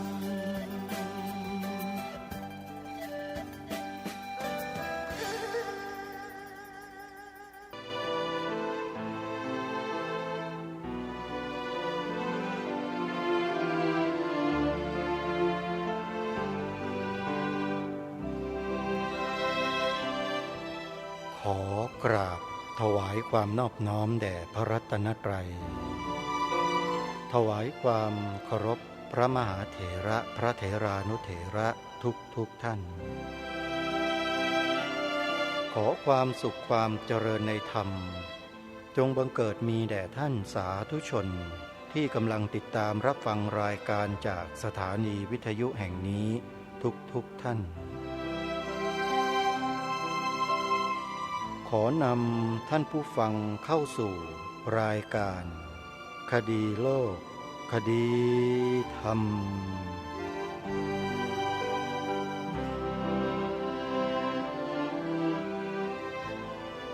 พบกันวันนี้วันแรม5 ค่ำเดือน 6วันนี้ตรงกับวันอังคารที่ 9 พฤษภาคมพระพุทธศักราช2566ช่วงนี้รายการคดีโลกคดีธรรมกำลังนำเสนอเนื้อหาสาระที่เป็นประโยชน์ต่อเราท่านทั้งหลายเพื่อให้ท่านสาธุชนนั้นได้มีโอกาสสดับรับฟังสิ่งที่มีคุณค่าสำหรับความเป็นไทยของเราทั้งหมดบทพระราชนิพนธ์เทศนาเสือป่าถือว่าเป็นสมบัติอันล้ำค่าของคนไทยของเรารายการคดีโลกคดีธรรมได้ทำการศึกษาทำการค้นคว้าบทพระราชนิพนธ์เทศนาเสือป่านี้มาเป็นระยะเวลากว่า10 ปีและประจักษ์แจ้งอยู่ประการหนึ่งก็คือว่าสามารถทำให้ความเป็นไทยของเรานั้นดำรงมั่นอยู่ได้อย่างมั่นคงและถาวรตลอดมาจริงๆและถ้าหากว่าเรายังคงนำบทความในบทพระราชนิพนธ์เทศนาเสือป่านี้มาเผยแพร่ให้เป็นที่รู้จักให้เป็นที่เข้าใจแก่ผู้คน อย่างกว้างขวางแล้ว ยิ่งจะทำให้สังคมไทยของเรานั้นมีความรู้ความเข้าใจในหลักของพระพุทธศาสนามากยิ่งขึ้นหลักของพระพุทธศาสนานี้คือหลักการของประเทศไทยของเราไม่มีหลักการอื่นใดที่บรรพบุรุษไทยของเราให้ความสำคัญเท่ากับหลักการทางพระพุทธศาสนาเพราะหลักการทางพระพุทธศาสนานี้ถือว่าเป็นหลักการที่มีเหตุมีผลเป็นหลักการที่ทำให้ผู้คนนั้นเกิดความสุขความสันติความสงบได้อย่างแท้จริงเป็นหลักการที่ปราศจากการเบียดเบียนซึ่งกันและกันจริงๆเป็นหลักการที่เหมาะสมกับโลกทุกยุคทุกสมัยจริงๆบรรพบุรุษไทยของเราแต่โบราณมาจนกระทั่งถึงปัจจุบันจึงให้ความสำคัญต่อสิ่งนี้มากกว่าสิ่งอื่นใดในโลกแต่ท่านสาธุชนทั้งหลายทุกวันนี้ความรู้สึกนึกคิดของผู้คนที่ถูกดึงไปโดยสื่อต่างๆทำให้สมบัติของชาติหลักการของชาติของแผ่นดินไทยของเรานี้เริ่มที่จะถูกเมินจากผู้คนในสังคมมากยิ่งขึ้นเพราะผู้คนในสังคมนั้นไปหยิบฉวยเอาพวกวัตถุที่ไม่มีสาระมาเป็นสารณะที่พึ่งแทนหลักการของแผ่นดินของชาติตัวเองซึ่งมีมากว่า 2,500 ปีน่าเสียดายอย่างยิ่งที่มนุษย์ทุกวันนี้หลอกมนุษย์ด้วยกันแบบง่ายๆแบบนิ่มๆแบบไม่รู้สึกรู้สาถึงผลที่จะเกิดขึ้นตามมาข้างหน้าว่ามันจะเกิดอะไรขึ้นทุกคนหวังมุ่งแต่ประโยชน์ใส่ตัวเองกันทั้งนั้นไม่มีใครที่คิดจะเสียสละตัวเองความสุขของตัวเองให้กับส่วนรวมให้กับประเทศชาติให้กับพระศาสนาของตัวเท่าที่ควรนักหลักการในทางพระพุทธศาสนานี้แม้แต่องค์บูรพมหากษัตริยาธิราชเจ้าแต่ละพระองค์ก็ทรงยกย่องทรงเทิดทูนบูชาไว้เหนือกว่าศาสนาอื่นๆใดในโลกและเป็นอย่างนี้ทุกพระองค์เราในฐานะที่เป็นลูกหลานไทยเป็นประสบนิกรชาวไทยภายใต้เบื้องพระยุคลบาทของพระองค์ท่านเราจะแปรเปลี่ยนไปเป็นอื่นได้อย่างไรลองใช้สำนึกขั้นพื้นฐานพิจารณาดูในข้อนี้เถิดท่านทั้งหลายและโดยเฉพาะท่านจงพิจารณาฟังบทพระราชนิพนธ์เทศนาเสือป่านี้ดูแล้วท่านจะรู้ว่าสิ่งที่ทางรายการพูดมานี้จริงหรือไม่วันนี้จะเสนอเป็นกันที่14มีชื่อว่าปฐมสิกขาบททรงแสดงไว้ณวันที่8พฤษภาคมพระพุทธศักราช2458มีความดังต่อไปนี้เมื่อท่านทั้งหลายมาประชุมวันก่อนได้ฟังเทศนาแสดงด้วยเรื่องศีลห้ามาคราวนี้ก็อยากจะอธิบายชี้แจงต่อจากคราวก่อนอีกเพราะเป็นธรรมดาศีลซึ่งวินัยบัญญัติไว้มักมีผู้พูดว่าสิ่งซึ่งทำขึ้นไว้สำหรับสมัยหนึ่งก็ย่อมจะเหมาะแก่เวลาที่ล่วงลับไปแล้วเพราะฉะนั้นศีลที่พระพุทธเจ้าของเราทรงบัญญัติไว้สำหรับคนในพุทธกาลซึ่งล่วงลับไปแล้วตั้ง 2,400 ปีเศษมาบัดนี้จะไม่เปลี่ยนแปลงไปบ้างหรือการที่จะพิจารณาว่าได้เปลี่ยนแปลงไปบ้างหรือไม่นั้นควรต้องพิจารณาสำคัญ อันเป็นความจริงหลีกเลี่ยงไม่พ้นอย่างหนึ่ง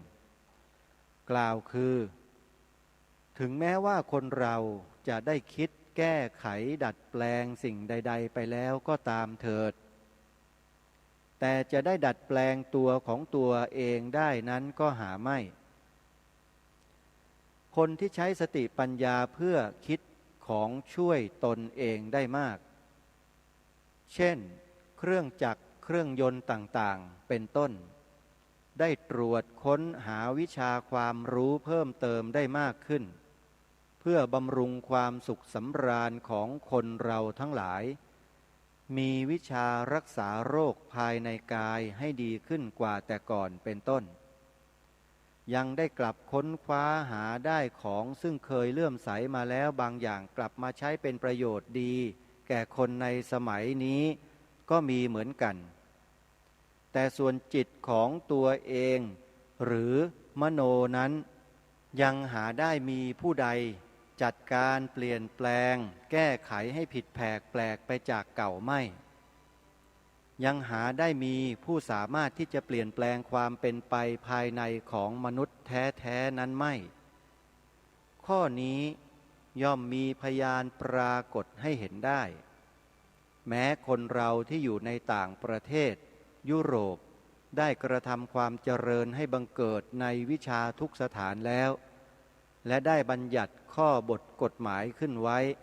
เพื่อเป็นบรรทัดสำหรับความประพฤติอันดีแท้ทุกอย่างแล้วในที่สุดได้บัญญัติกฎหมายชนิดหนึ่งขึ้นซึ่งเรียกกันว่ากฎหมายนานาประเทศความปรารถนาอันนี้คืออะไรคือจะตัดความวิหิงสาฆ่าฟันกันผู้ที่คิดบัญญัติกฎหมายนานาประเทศขึ้นก็เชื่อว่าจะให้ทุเลาความเหี้ยมโหดซึ่งมนุษย์ทำแก่มนุษย์ด้วยกันยิ่งเสียกว่าสัตว์เดรัจฉานทำแก่สัตว์เดรัจฉานด้วยกันก็บรรดาสัตว์ในโลกนี้ไม่มีสัตว์ชนิดใดจะดุร้ายยิ่งกว่ามนุษย์เพราะฉะนั้นผู้ที่มุ่งดีต่อเพื่อนมนุษย์จึงคิดหาวิธีหนทางต่างๆเพื่อบรรเทาความดุร้ายอันมีอยู่ในใจของมนุษย์ทุกคนจึงคิดหาวิธีบรรเทาความมุ่งร้ายต่อกันและกันซึ่งมีมาเป็นลำดับจนถึงที่สุดประเทศทั้งหลายในยุโรปเอเชียอเมริกาได้ประชุมพร้อมกันเป็นหลายครั้งเพื่อจะทำสัญญาแก่กันในการที่จะบัญญัติข้อความบางอย่างซึ่งเรารู้จักกันเรียกกันว่า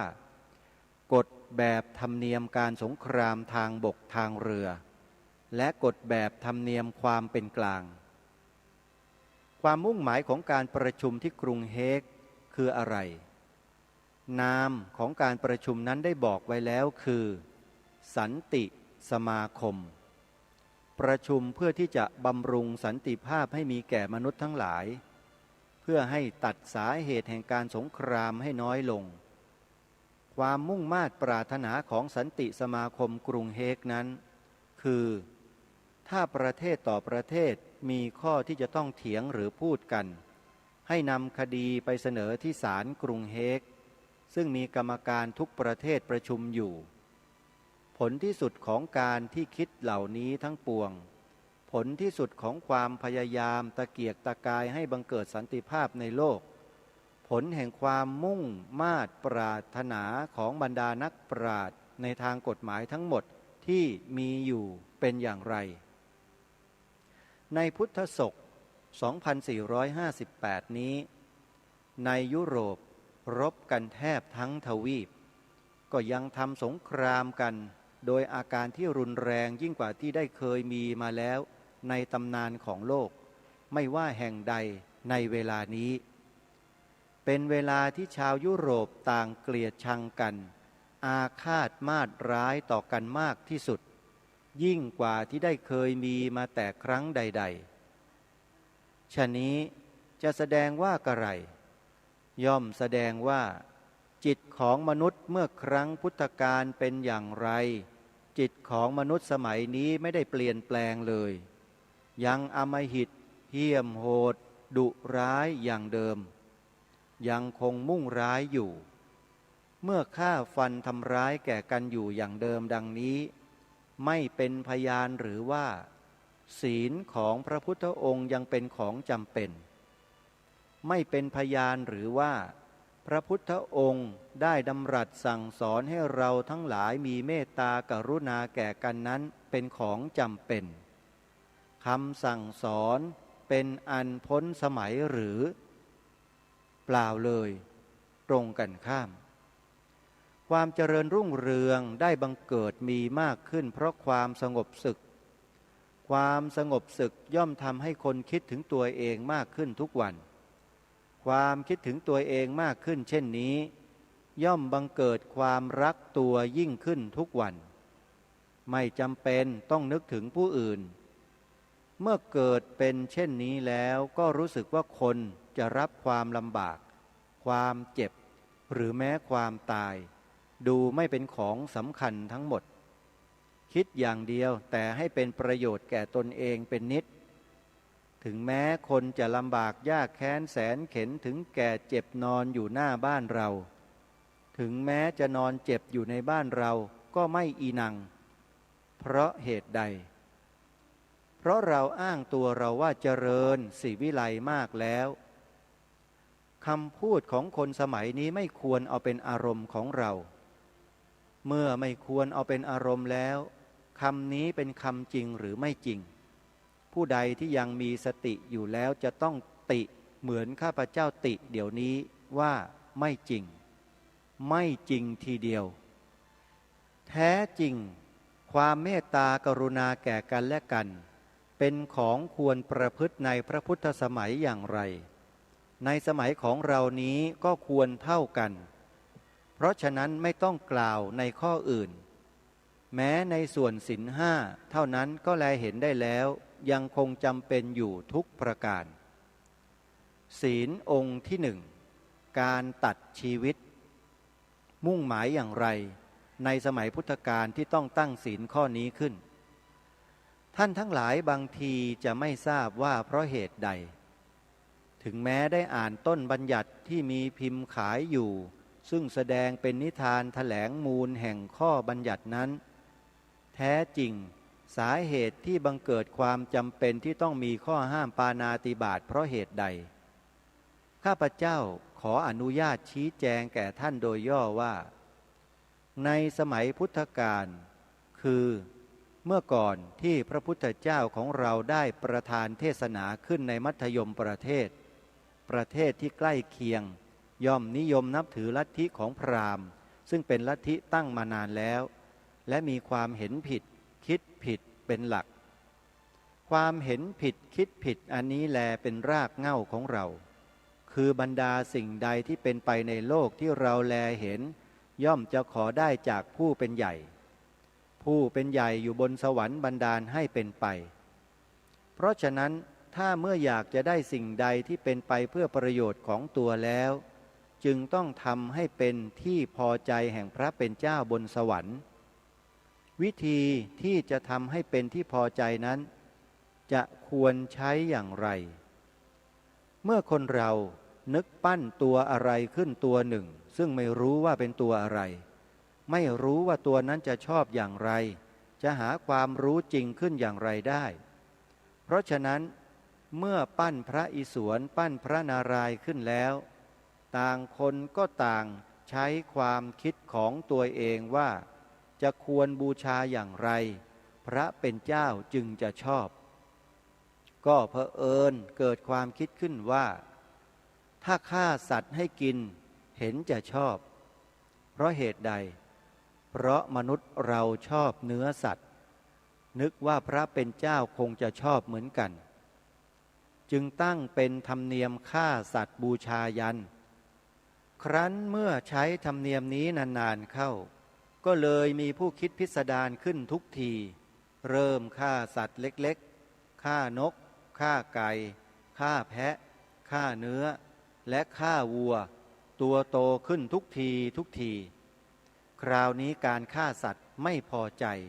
จึงตกลงจะทำการให้ดีที่สุดก็ต้องฆ่ามนุษย์บูชาความคิดเช่นนี้เป็นความคิดที่ชั่วร้ายปานใด เราทั้งหลายต้องแลเห็นและนึกรู้ว่าในสมัยนั้นเขาไม่รู้การดำเนินจิตอย่างไรจนถึงกับฆ่าคนการที่เขาหาวิธีคิดฆ่าคนบูชายันนั้นมิใช่เขาไม่มีข้อแก้ตัวเมื่อไหร่เขามีเหมือนกันเขาแก้ว่าคนหนึ่งย่อมตายสละชีวิตเพื่อช่วยให้ความสุขแก่ชนหมู่มากเช่นนี้ผู้ที่เสียชีวิตนั้นเองกลับเป็นผู้ที่ได้บุญมากกว่าผู้อื่นความคิดเช่นนี้มิใช่จะมีแต่ในหมู่พราหมณ์ก็หามิได้ถึงแม้พวกยิวก็มีอยู่เหมือนกันตลอดมาจนการบัดนี้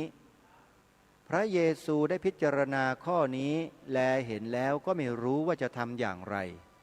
ความประสงค์ต้องการจะแสดงว่าตนเป็นผู้มาจากบนสวรรค์เป็นลูกพระเป็นเจ้ารับคำสั่งพระเป็นเจ้ามาถ้าเอาเยซูเป็นแบบบูชายันแล้วจะล้างบาปได้ทั้งหมดจึงเกิดเป็นศัพท์ที่เราเรียกว่าพระเยซูเป็นผู้รับบาป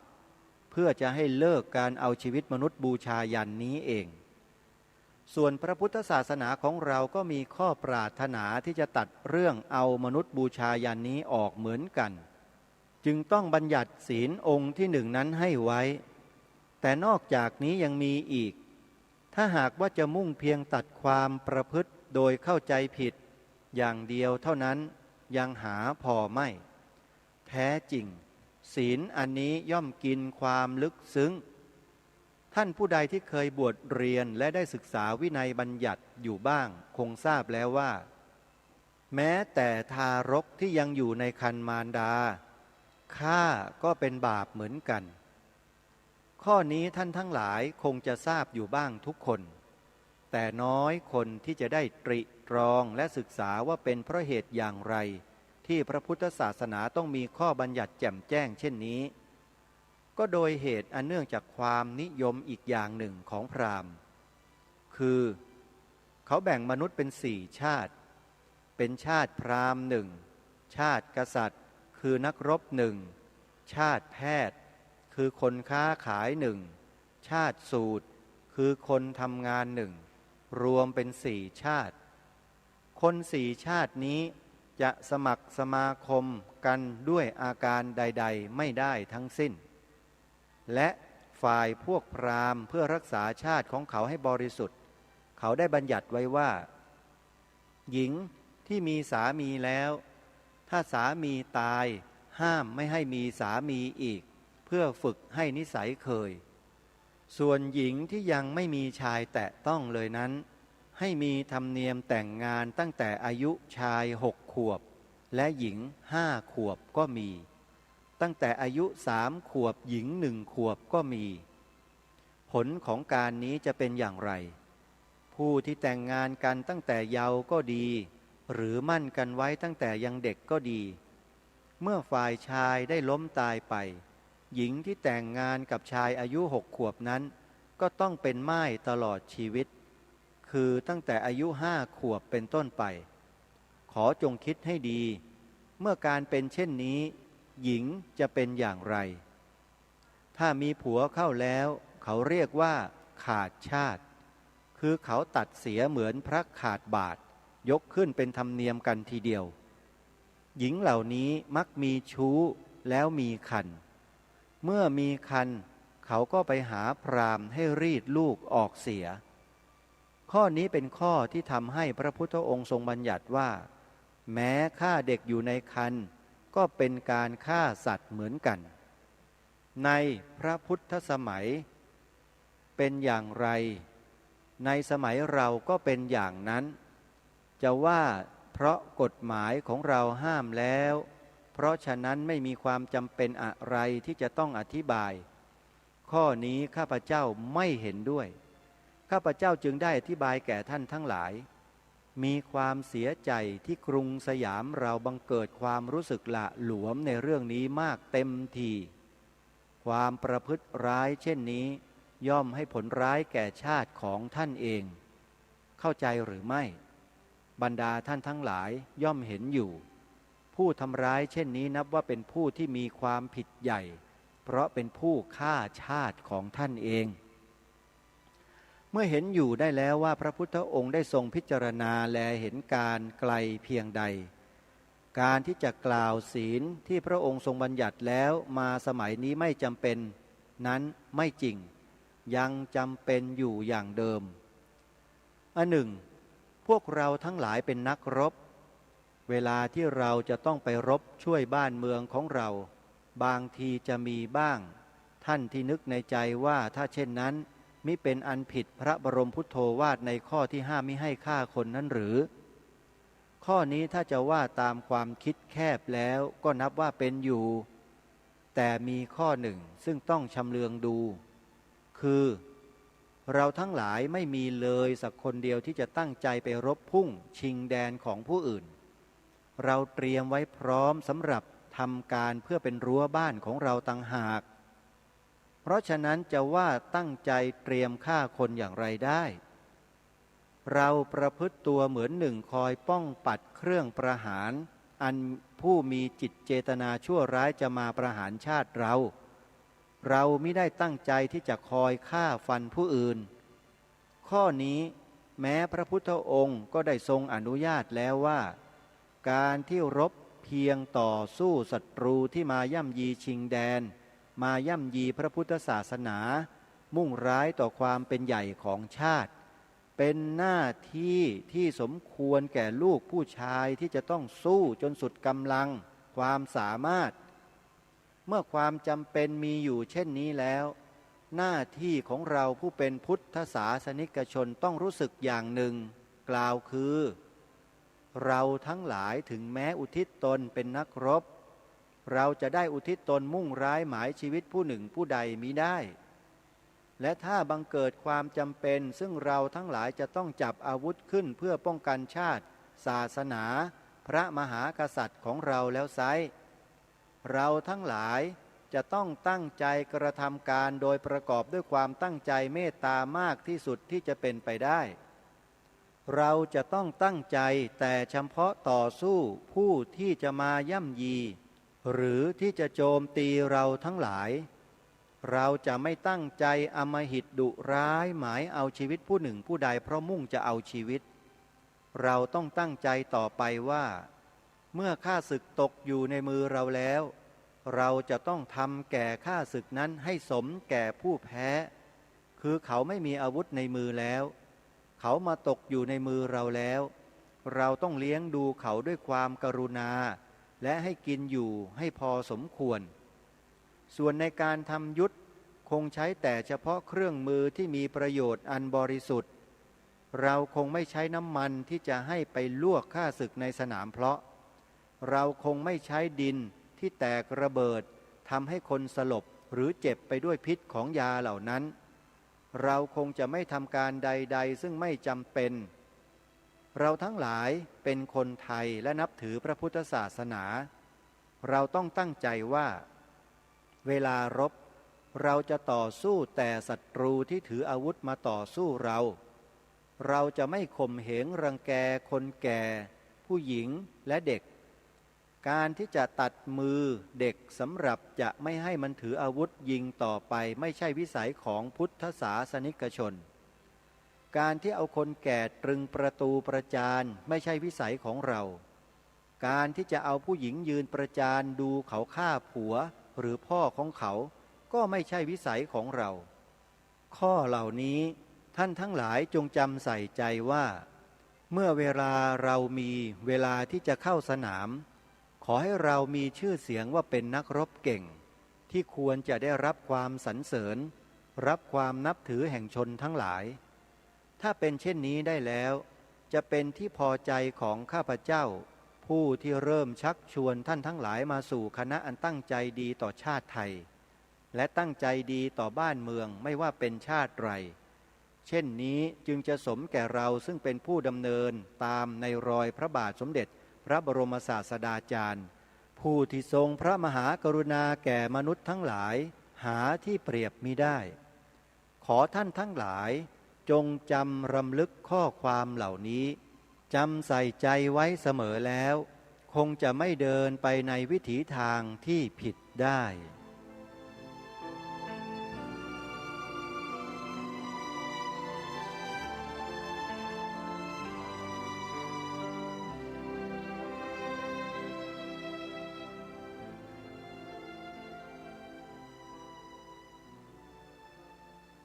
ท่านสาธุชนผู้ฟังทั้งหลายบทพระราชนิพนธ์เทศนาเสือป่ากันนี้องค์พระบาทสมเด็จพระมงกุฎเกล้าเจ้าอยู่หัวตรัสถึงสิกขาบทข้อที่หนึ่งของญาติโยมที่เป็นคฤหัสถ์ทั้งหลายพระองค์ทรงตรัสยืนยันอย่างชัดเจนว่าถึงอย่างไรก็ตามไม่ว่าจะยุคใดสมัยใดก็แล้วแต่ศีลข้อที่หนึ่งสิกขาบทข้อที่หนึ่งคือปานาติปาตาเวรมณีสิกขาปะทังสมาธิยามินี้ก็ยังมีความจำเป็นสำหรับมนุษย์ในทุกยุคทุกสมัยพระองค์ทรงยกตัวอย่างอุปมาอุปไมยให้เห็นชัดเจนถึงข้อปฏิบัติของคนยุคปัจจุบันโดยเฉพาะในยุคสมัยของพระองค์ท่านที่ชาวยุโรปมีการรังเกียจกันเข็นฆ่ากันทำลายล้างชีวิตกันยิ่งกว่าสมัยใดๆที่เกิดขึ้นเป็นความเกลียดชังเป็นความที่ไม่รู้จักจิตใจที่มีเมตตาต่อกันเลยฆ่ากันอย่างโหดเหี้ยมทารุณที่สุดจนกระทั่งหลายๆประเทศได้ตั้งกฎธรรมเนียมขึ้นมานะฮะพระองค์ท่านในรัชสมัยของพระองค์ในสมัยนั้นพระองค์ก็คงจะได้เข้าสู่ที่ประชุมของกลุ่มคนเหล่านี้ด้วยเขาก็ทำการตั้งสันติสมาคมขึ้นเพื่อที่จะพูดจากันแล้วก็หาทางออกไม่ให้มนุษย์ในโลกนี้เข็นฆ่าทำลายชีวิตซึ่งกันและกันก็ปรากฏสัญญาหรือว่าเป็นข้อกฎหมายหรือกฎแบบธรรมเนียมความเป็นกลางอะไรต่างๆเนี่ยให้เกิดขึ้นซึ่งในยุคนี้ก็คือองค์การสหประชาชาตินั่นเองพัฒนามาเป็นองค์การสหประชาชาติเพื่อที่จะร่างกฎบัตรขึ้นมาให้กับประเทศต่างๆได้ถือปฏิบัติให้เป็นแบบเดียวกันพระองค์ก็ทรงตรัสบอกว่าที่เขาทำเช่นนี้นั้นแสดงว่าอะไรย่อมแสดงว่าจิตมนุษย์เมื่อครั้งพุทธกาลเป็นอย่างไรจิตของมนุษย์สมัยนี้ไม่ได้เปลี่ยนแปลงเลยยังอำมหิตเหี้ยมโหดดุร้ายอย่างเดิมยังคงมุ่งร้ายอยู่เมื่อฆ่าฟันทำร้ายแก่กันอยู่อย่างเดิมดังนี้ไม่เป็นพยานหรือว่าศีลของพระพุทธองค์ยังเป็นของจำเป็นไม่เป็นพยานหรือว่าพระพุทธองค์ได้ดำรัสสั่งสอนให้เราทั้งหลายมีเมตตากรุณาแก่กันนั่นเป็นของจำเป็นคำสั่งสอนเป็นอันพ้นสมัยหรือเปล่าเลยตรงกันข้ามนี่แหละท่านสาธุชนทั้งหลายพระราชดำรัสของพระองค์ที่ทรงตรัสเทศนาไว้ตรงนี้เป็นเครื่องยืนยันชัดเจนว่าศีล5ข้อศีล5ที่องค์สมเด็จพระสัมมาสัมพุทธเจ้าทรงบัญญัติขึ้นมาไว้นี้เนี่ยมีความจำเป็นอยู่เสมอไม่มีคำว่าล้าสมัยเพราะเป็นพยานอยู่ในตัวของศีลเองเพราะฉะนั้นท่านสาธุชนโครงการหมู่บ้านรักษาศีล5ถ้าได้ไปอยู่ณหมู่บ้านใดแล้วณหมู่บ้านนั้นแหละจะเป็นสิริมงคลได้รับความเป็นสิริมงคลอย่างสูงสุดและถ้าหมู่บ้านใดได้ยึดถือปฏิบัติตามหลักศีล5ได้จริงๆหมู่บ้านนั้นก็เป็นสวรรค์จะไม่มีคนคิดทำลายซึ่งกันและกันเลยลักขโมยก็ไม่มีผิดลูกเมียคนอื่นก็ไม่มีฆ่าผู้อื่นก็ไม่มีทำลายชีวิตผู้อื่นก็ไม่มีลักขโมยก็ไม่มีพูดจาติฉินนินทาส่อเสียดเพ้อเจ้อไร้สาระคำหยาบต่างๆก็ไม่มีนักเลงสุรายาเมาที่เป็นเหตุให้เสียสติก็ไม่มีและเมืองนั้นจะไม่ใช่เมืองสวรรค์ในโลกมนุษย์ได้อย่างไรท่านลองคิดดูนะฮะมีความตอนหนึ่งที่พระองค์ตรัสไว้น่าคิดมากตรัสไว้เกี่ยวกับเรื่องของการเขียนกฎหมายในยุคปัจจุบันพระองค์ตรัสไว้ตอนหนึ่งความตอนหนึ่งดังนี้ว่าข้อนี้เป็นข้อที่ทำให้พระพุทธองค์ทรงบัญญัติว่าแม้ฆ่าเด็กอยู่ในครรภ์ก็เป็นฆ่าสัตว์เหมือนกันในพระพุทธสมัยเป็นอย่างไรในสมัยเราก็เป็นอย่างนั้น จะว่าเพราะกฎหมายของเราห้ามแล้วเพราะฉะนั้นไม่มีความจำเป็นอะไรที่จะต้องอธิบายข้อนี้ข้าพเจ้าไม่เห็นด้วยข้าพเจ้าจึงได้อธิบายแก่ท่านทั้งหลายมีความเสียใจที่กรุงสยามเราบังเกิดความรู้สึกละหลวมในเรื่องนี้มากเต็มทีความประพฤติร้ายเช่นนี้ย่อมให้ผลร้ายแก่ชาติของท่านเองเข้าใจหรือไม่บรรดาท่านทั้งหลายย่อมเห็นอยู่ผู้ทำร้ายเช่นนี้นับว่าเป็นผู้มีความผิดใหญ่เพราะเป็นผู้ฆ่าชาติของท่านเองคือชาติที่ไม่ส่งเสริมศีลห้าเนี่ยพระองค์ท่านตรัสไว้ชัดเจนว่าคือผู้ที่ทำร้ายชาติของตนเองเป็นผู้ที่ฆ่าชาติของท่านเองเห็นไหมฮะพระองค์ทรงยืนยันชัดเลยว่าศีลเนี่ยเป็นสิ่งที่จำเป็นสำหรับชาติและสำหรับโลกมนุษย์แต่ทุกวันนี้ข้าราชการเอาด้วยไหมส่งเสริมสนับสนุนเอาจริงเอาจังมาร่วมกิจกรรมกับโครงการหมู่บ้านรักษาศีลห้าไหมล่ะเดี๋ยวนี้ข้าราชการผู้ใหญ่ที่เป็นหัวหน้าหน่วยงานอ้างอย่างโน้นอ้างอย่างนี้อ้างว่ามีความจำเป็นอย่างนั้นอ้างว่ามีความจำเป็นอย่างนี้แต่ไอ้เรื่องที่จะส่งเสริมศีลธรรมให้ไปอยู่ในจิตใจของประชาชนแล้วให้เกิดประโยชน์แก่สังคมประเทศชาติไม่สนใจพระองค์ตรัสไว้ชัดนะข้อนี้เพราะฉะนั้นโครงการหมู่บ้านรักษาศีลห้าที่รัฐบาลร่วมกับคณะสงฆ์จัดโครงการเหล่านี้ตามหมู่บ้านชุมชนต่างๆทั่วประเทศเนี่ยอย่าลืมนะว่านี่คือสิ่งที่จำเป็นที่สุดจำเป็นกว่าปากกว่าท้องที่กำลังกินอิ่มหมีพีมันกันนั่นเสียอีกอย่าคิดว่ามั่งมีร่ำรวยแล้วเนี่ยมันจะเป็นสิ่งที่ดีเสมอไปนะในบทพระราชนิพนธ์เทศนาเสือป่าของพระองค์ท่านนี่ตรัสไว้ชัดนะข้อนี้เพราะคนทุกวันนี้มันร่ำรวยมันฟุ้งเฟ้อมันจึงลืมตัวมันเห็นแก่ตัวเห็นแก่ตัวมันก็ไม่เห็นความสำคัญของเรื่องศีลศีลธรรมไม่เห็นความสำคัญมันจึงเกิดมนุษย์ประเภทที่ไร้ศีลธรรมมากขึ้นทุกทีนี่แหละ